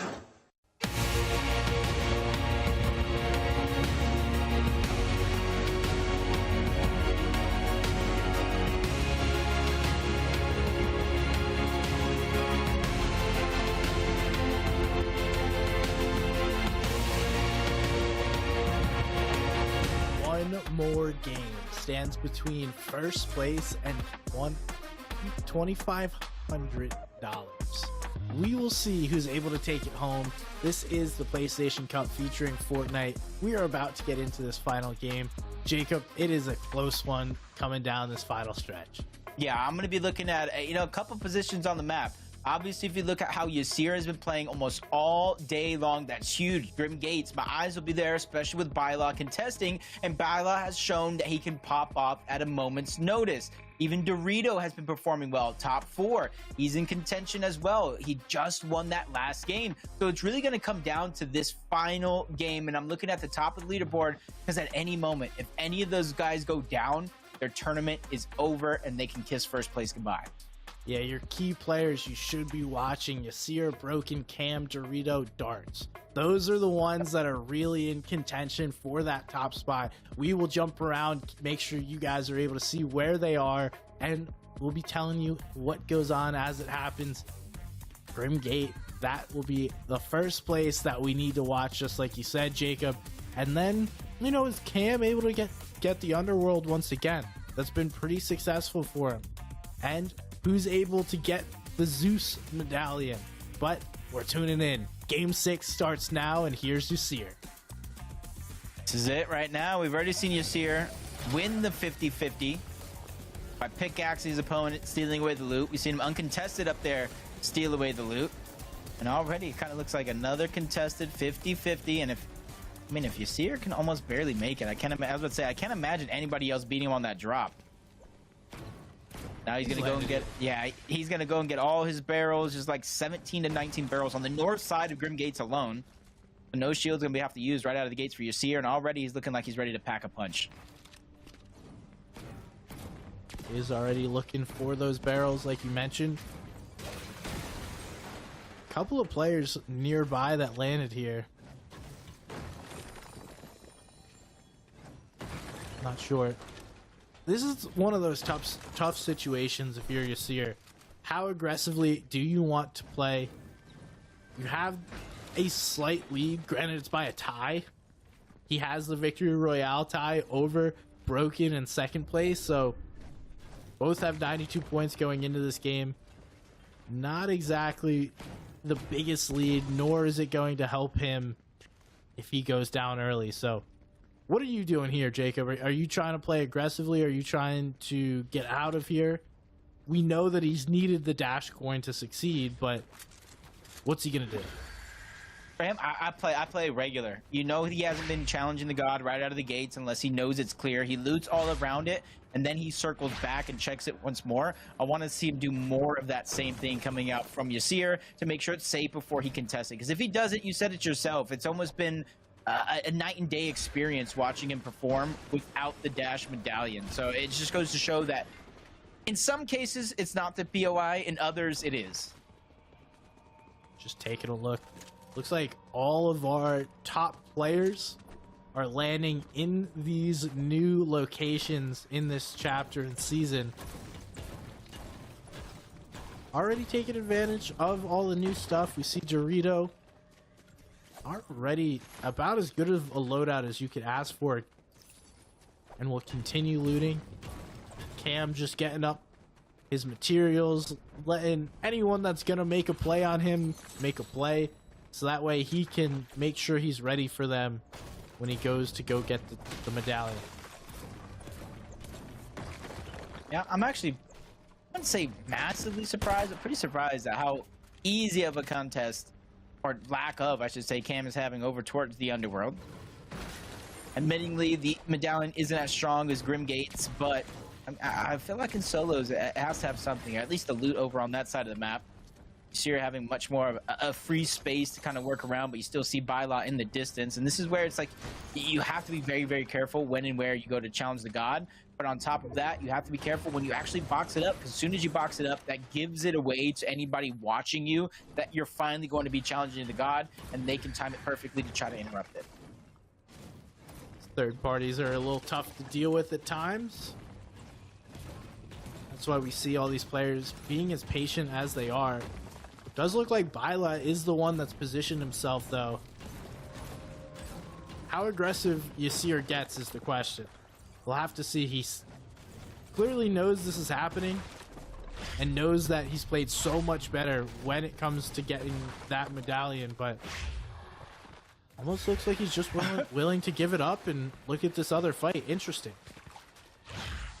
He probably felt like he was already beat to the punch. Got to imagine all of that's going to be kind of piece controlled, owned by Byla in a situation like that. Is tries to take the next best thing, going after a fight in progress, him being that third party. Alfonso's going to go down to King Vamp, so now it's going to come down to a straight 1v1. Yasir versus King Vamp, and already it looks like a peek, a little cheeky shot there. Yasir's still trying to get out, and I like him quickly moving around.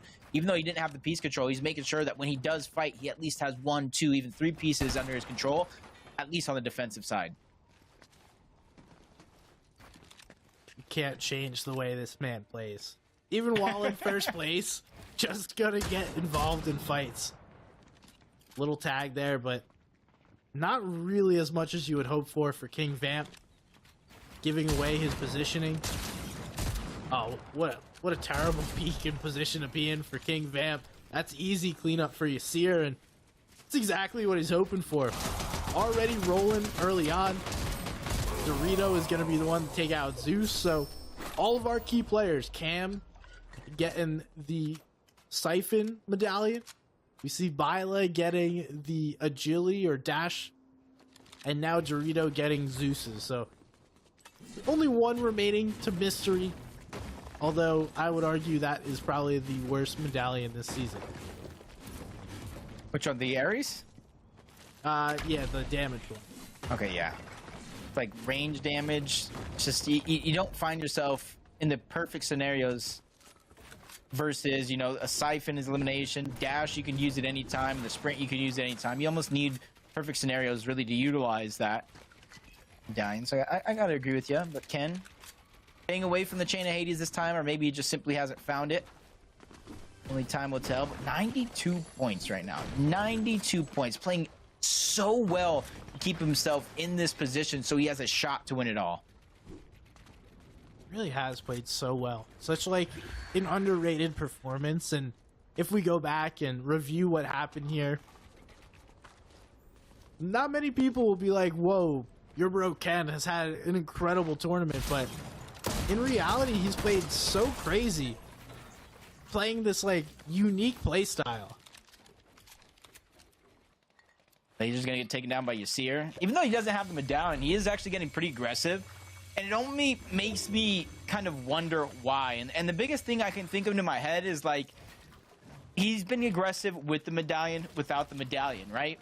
He's won a game, and he's been playing well so far, pretty consistent. But it's a tie between him and Broken. So he probably feels the necessity to get a little aggressive, pick up some early game eliminations, because he's only imagining that Broken's going to do the same thing. Potentially.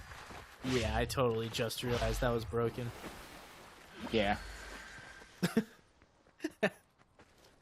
You're broken. I'm not gonna say I was slightly thinking Ken Bean switched things up on us. Just slightly. I was just thinking it was like a Ken Beans fan. People love to throw your favorite player creator's name in their name, and yeah, that happened. Life comes at you fast. And now I go look back at some of my stats that I broke down. It was Broken in our last PlayStation Cup that got second. I got second. And guess who he lost to? I'll give you one guess. Cam. Even though I can see what you put He up. lost. Yeah, he lost to Yasir. This is almost like a mirror of what happened in the last PlayStation Cup. And this is gonna, I just can't believe that it was literally just points differential between the two that was the win then, and now we're having almost a deja vu scenario of points differential could be the difference. And now it makes sense. This could be a legitimate strategy of someone that knows what's going on. You know, initially you're just like, oh, this player doesn't know what's going on. They're playing with this weird strat and somehow it's working. No, Broken is a great player who knows exactly what he's doing, and he's just figured out something that nobody else has. I like it. So in that last PlayStation Cup between the two, Yasir and Broken, they were the top two position. It was a 45-point difference, actually, at the end of the day for Yasir. It was close up until that last game. Dash also tied with 106, and then Dorito right below them. And then Cam right below them. So out of last PlayStation Cup's top 5, 4 of those players have a shot to win this one. Consistency is real. And with Cam getting taken down, those are the little differences in a game this close that can win or lose you the entire tournament. It looks like Dorito just got an elimination there onto Ali. So Ali was one contending for one of those top 10 spots. So they're going to go down early. But that's another couple of points over to Dorito. And this right now is 3rd and 5th place. Darts is in 5th while Cam is in 3rd. So right next to each other. Darts is going to take some damage, and now Cam is going to continue. Man, getting my vegetables and chips confused. I could never. No, I'm just kidding. But all jokes aside, 3 points. You talked about Cam in 3rd place. 3 points is the difference between where Cam is at and where Cam needs to be. That's 2 eliminations. If things just continue in a slow and steady trend, that's going to be the difference. Dorito has a little bit more ground to cover up. I do believe it's about 14 points differential. But with how this day has been going, I feel like a pop-off is going to be necessary. Dorito is already trying to close the gap because he has 1 elimination so far, and he's sneaking up on another player, whether he knows it or not. That's Pollo. That's not a fight I want to take. Definitely not. But that's our secondary Pollo in Fortnite. Yes, not the well-known Pollo that plays with Peterbot. Those two are actually currently just dominating a duo cash cup first round. Arguably one of the best first rounds we've ever seen at the moment. So just keep that in mind. Okay. Got Yasir in his loadout. I will say for Yasir not to accidentally use some of those dashes and hold on to those as long as he did, it's actually pretty incredible. I know there's a difference between wasting a dash, doing a movement in which you accidentally or didn't mean to do, and then just kind of jumping and trying to mantle, and then you sometimes use the dash. But Yasir just kind of boxed up, lavish player, pretty center for the zone for now. So he's just biding his time, waiting for Surge to be a thing in this game before he starts getting aggressive. Otherwise, he's going to wait for somebody that he can catch off guard. Solo made me on one side. He has another player on the other, and then a third player a little bit farther out. Just try to get deeper in this zone. And like you mentioned, having really good discipline not to use those dashes, trying to save them. Obviously, it's easy to say you could save them and then wind up going down before you even get a chance to use them, but they are so valuable that if he's able to save them for, let's say, a max pull 50-50 zone or first moving, they're just as valuable. Actually would be. And then maybe you can get an elimination. Cam has some as well. Broken has a couple. A patented Chain of Hades in his inventory as well. Doesn't leave home without it.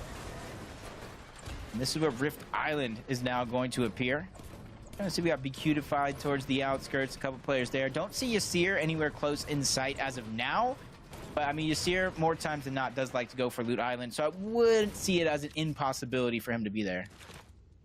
Yeah, this might be slightly different though, because he doesn't have the dash coin. As I say that, he's walking right towards the island, so my man's fully gonna go for this island. It could be a blessing in disguise. I see Byla there as well. He's the one that does have that mythic loot. Yasir rotating next to him. Shot's gonna come through. Wasn't Byla. but enough of a distraction to stop him in his tracks. And it's almost like it's egging him on. You're taunting him. And you see, here's somebody that you don't want to taunt. You don't want to anger him. You don't want to be like, yo, come fight me over here, because he will take that fight. And more times than not, he's going to win it. I'm really interested because that one player boxed up. Never mind. I was going to say, is Yasir just going to go ahead and use that rift to get up there? Because that player clearly wants to sit on that rift for the next rotate. Nah, Yasir just found another one. Now he's getting ready to fight. It's game time. Good luck. Kalski, Yasir's coming. It's really unfortunate because even if you don't want to fight this, but you want the Rift Island, you still have to go through Yasir because he's contesting. I think that's his strategy, even without the medallion, the mythic gatekeeper as well. He's still playing to his strengths, which is fighting. So in a situation like this, even though he's not getting the loot right away either, he's forcing players that if they want the loot, they have to deal with him. And once you give Yasir a fight that he wants, that's where you bit off more than you can chew. And I think eventually we're going to see that here. And he's so comfortable fighting for this. Like, we've seen him do it game after game. And it does look like it's still contested. Oh, I'm wrong. I apologize. Looks like Yasir is going to be able to grab this. As long as he can get up here.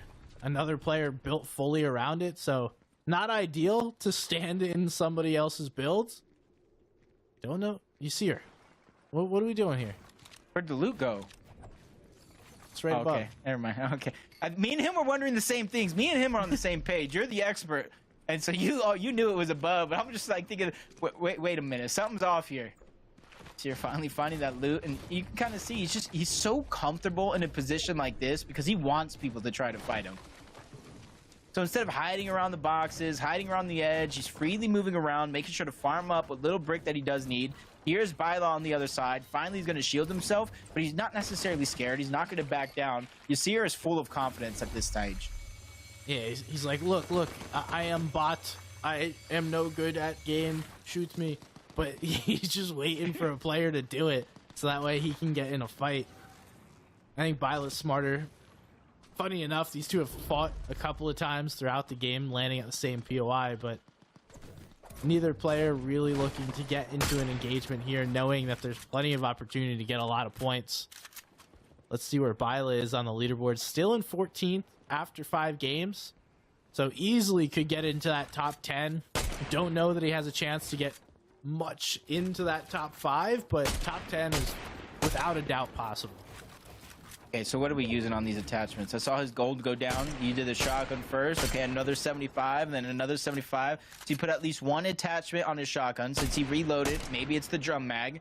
And then he put 2 attachments on his SMG. I'm guessing it's the laser for the hip fire. And then I'm trying to think, what else would Jacob put on there? Either quick mag or drum mag. What about you? I like quick mag. Okay. You could also do the muzzle too, which reduces recoil. So if you do the laser and reduce the recoil, it's like pretty much a hit scan weapon. Definitely put the drum mag on the shotgun. As also, we just watch Ken sit here and tag everybody. Just using his awesome strat. And that's a great use of the dash. I know we could talk about players wasting them or using them too early, but this is a point where I want to use them because I am in zone. I have a chance to win this, and I don't want to waste more than I need to on this rotate. And we see he's already doing that. Yeah, I agree with you 100%. Use them before you lose it. Don't want to go back to the lobby thinking I should have just dashed, especially with Ken's loadout. You don't want to get stuck in a box-to-box style fight on this rotation. You want to beat everybody else there. And this is where he's peeking through the cone, getting some vital information. Unfortunately enough, with how well he's been doing so far, he's going to be throwing another max pull into the mix. And I got to say, win or lose, I think Broken here has the most impressive performance of the day due to his loadout and his playstyle. Yeah, I'm definitely going back to break this one down. That'll be a Monday morning kind of thing, going back to see what Broken was doing. He does have to make a difficult rotate, so could be an issue for him. Might only be like 3rd place, 4th place if he's unable to get. Might even be 5th, depending on how well Dorito does. But he's got to be able to make this rotate here, and just based on the terrain, it's a really difficult one. If anyone can do it, though, it's going to be Broken. Just waiting. He's probably looking for some sort of a rift. He is right under Rift Island. Maybe try to mirror somebody's rotation to make it a little bit easier.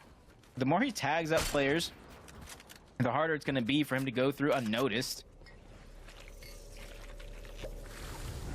He's definitely looking for a rift, but needs to wait.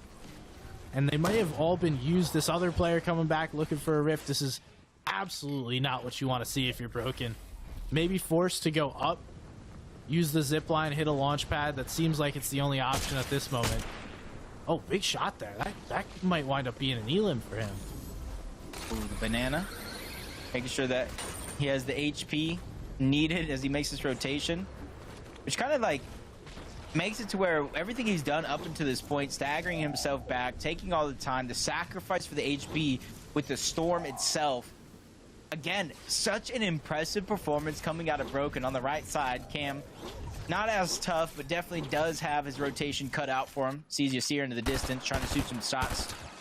Make it that much easier when he does make his way there. And Yasir, once again, slow side of the zone, almost uncontested. You got to imagine he has the possibility of another forecast tower. And for a moment, let's just talk about the min-max, like maximizing the use of that banana there to allow him to sit in storm, go late enough to where everyone's focusing the next zone, and then he's also able to see this 7th zone appear, so get himself deeper in this zone. Just excellent play by him. I can't say enough good things about what we've seen, and I'm now rooting for Broken. I think I find myself a Broken fan. Hopefully everybody in chat agrees with us. You guys want to see some unorthodox playstyle, win it all? Go ahead and type Broken. Let them know you're a huge fan as the rotation does continue. Open inventory slot, a little bit of HP missing, but not too much to worry about. He's going to be 112 above the damage threshold as well. Broken looking like he has a solid game coming up. But just comparing the two between Broken and Yasir, Yasir in a way better position, already in zone, just absolutely stacked. Broken looking pretty good, but still has a lot of work to do. Gonna need a refresh if he wants to get anything more than, let's say, a top 30. But we know the Chains of Hades will come out when necessary.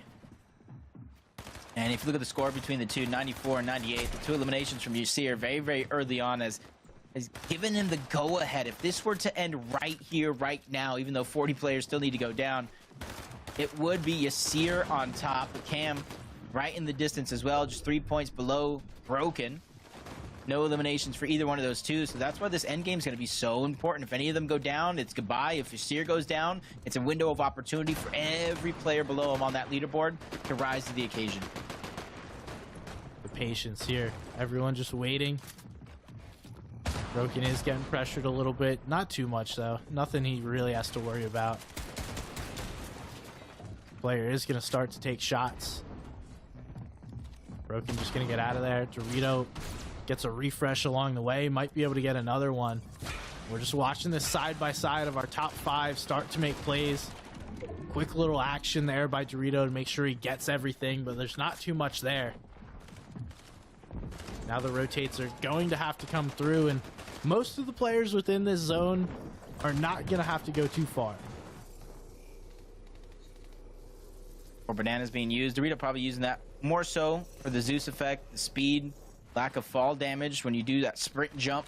He's just trying to make his way there. Storm Surge isn't a worry. Over 500 above the damage threshold. It's about getting from point A to point B. Quickly staggers himself, waiting for the zone to open up before he makes his next rotation over and finally find his spot in towards that zone. All these players waiting for the right moments. Hitting a little bit of refarm, trying to get as much back as they can. So you're just building a ton of space, refarming. You may feel like this is a waste, but as long as he doesn't get damaged, this is great. He's already on his way to the next zone, using all that wood that he just built, and already front side of zone all by himself.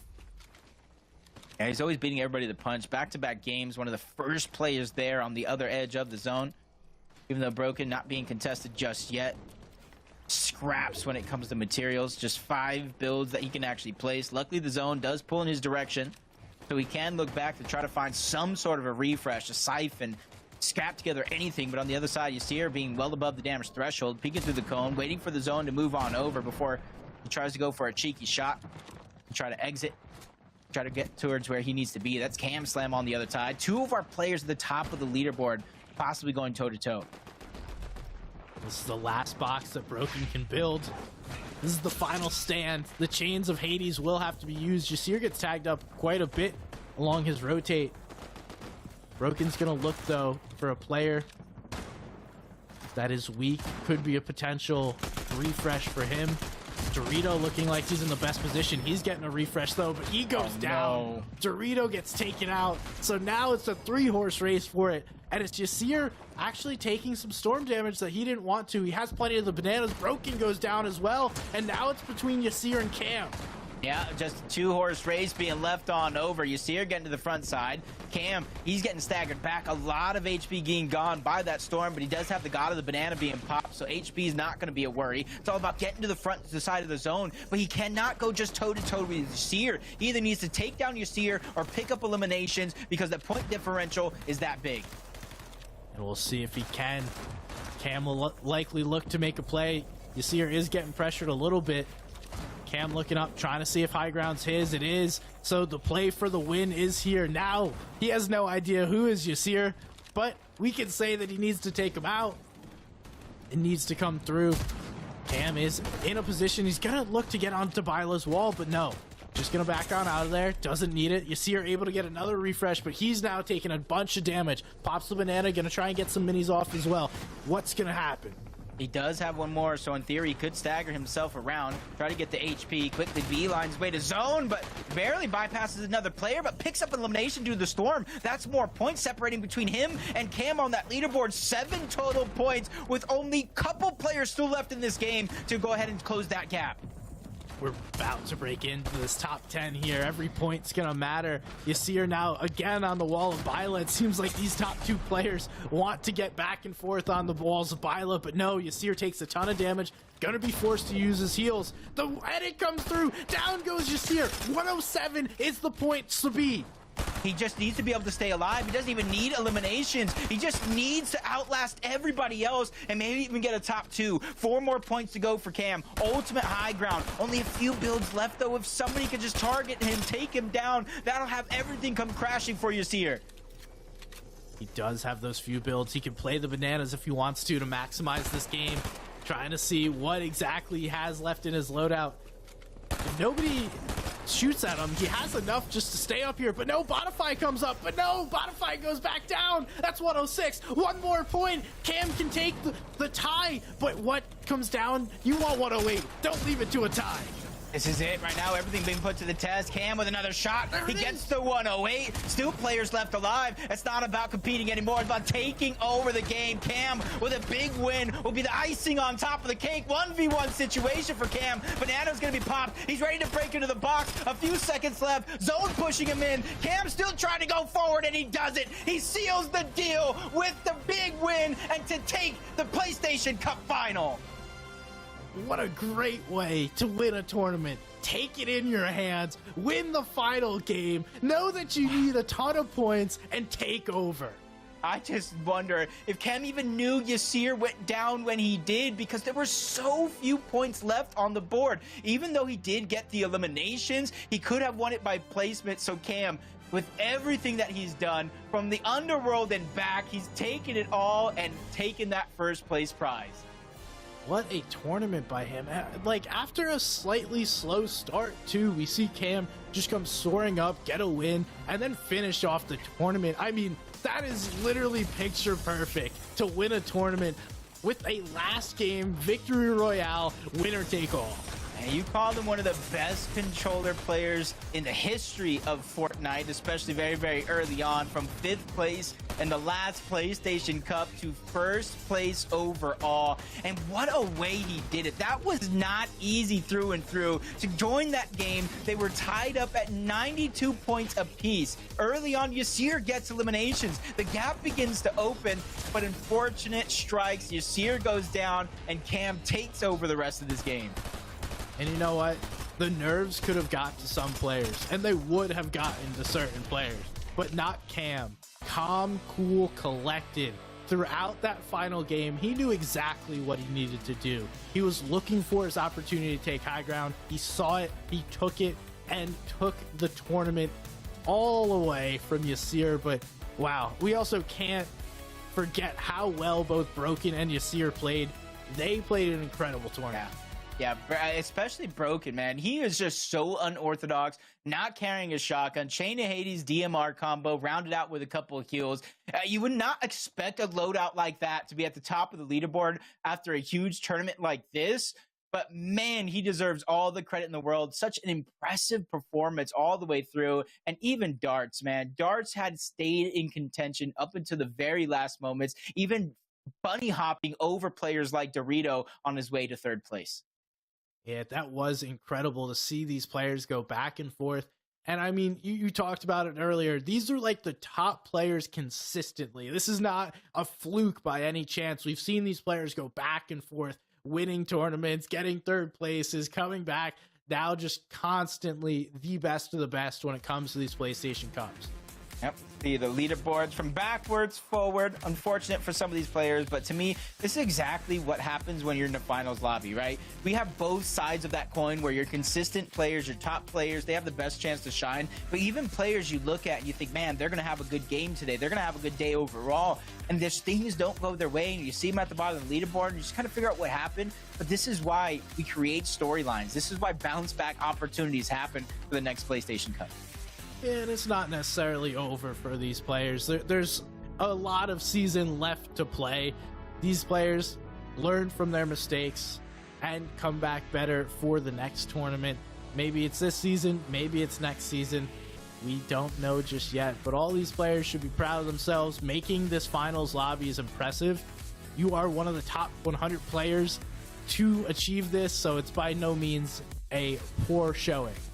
I'm just continue to look through the leaderboard, and this is going to be our finals page. 127 for Cam, Yasir 111, Dartsify at 100. But just overall, such a fantastic grouping of games. Look at Bylon 7th place. He started 2 games with 7 points. Since then, he caught fire, got 67 points in the remainder of those games to get himself that top 10 placing. Like you said earlier, Dartsify, another player that showed up here in this tournament. Maybe someone we need to be watching out for going forward. Judebug had a really solid tournament along with Piggle, Ian, Dash. That's finishing out our top 10. Yasir and Dash, or Dorito, pretty consistently placing within our top 10 in these PlayStation Cups. And I mean, there's a lot of players that were deserving, but none more deserving than Cam.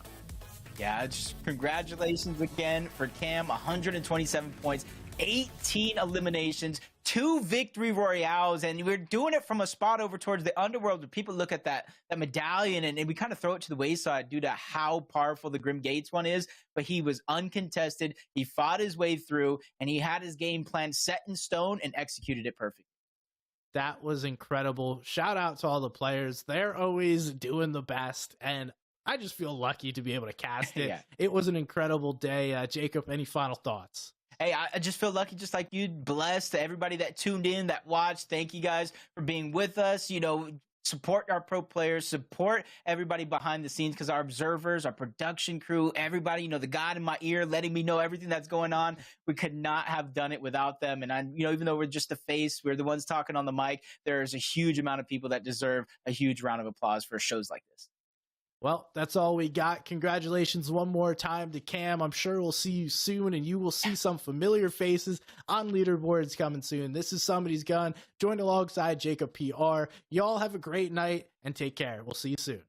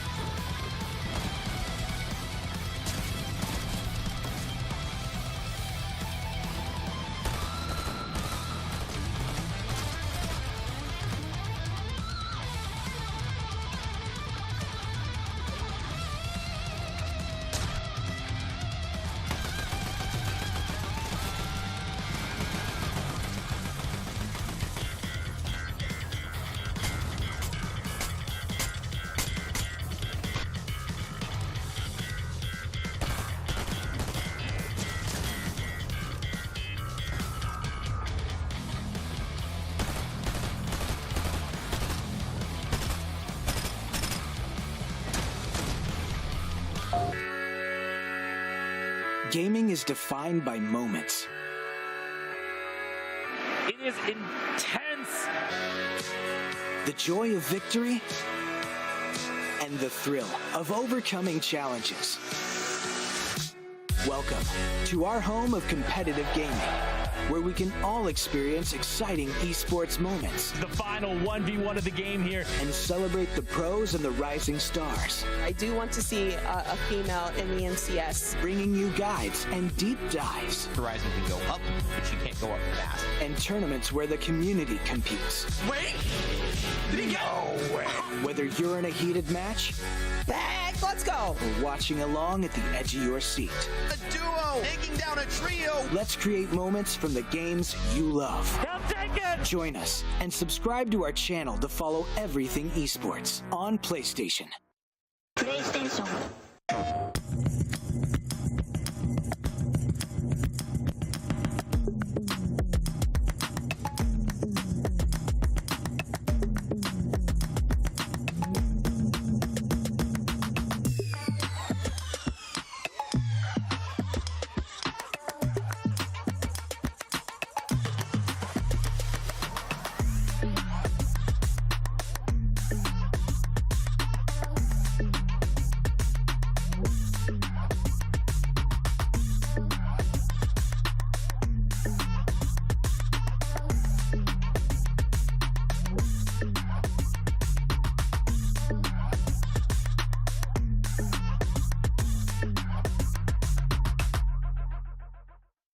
PlayStation.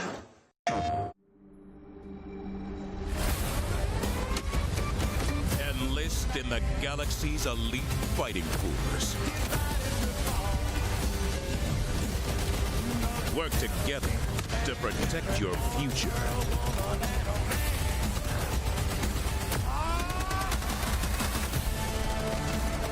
Join the Helldivers, the galaxy's last line of offense.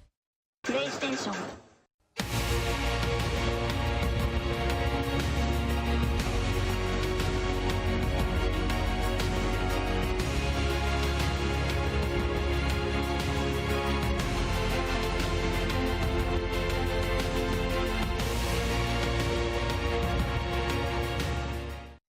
PlayStation.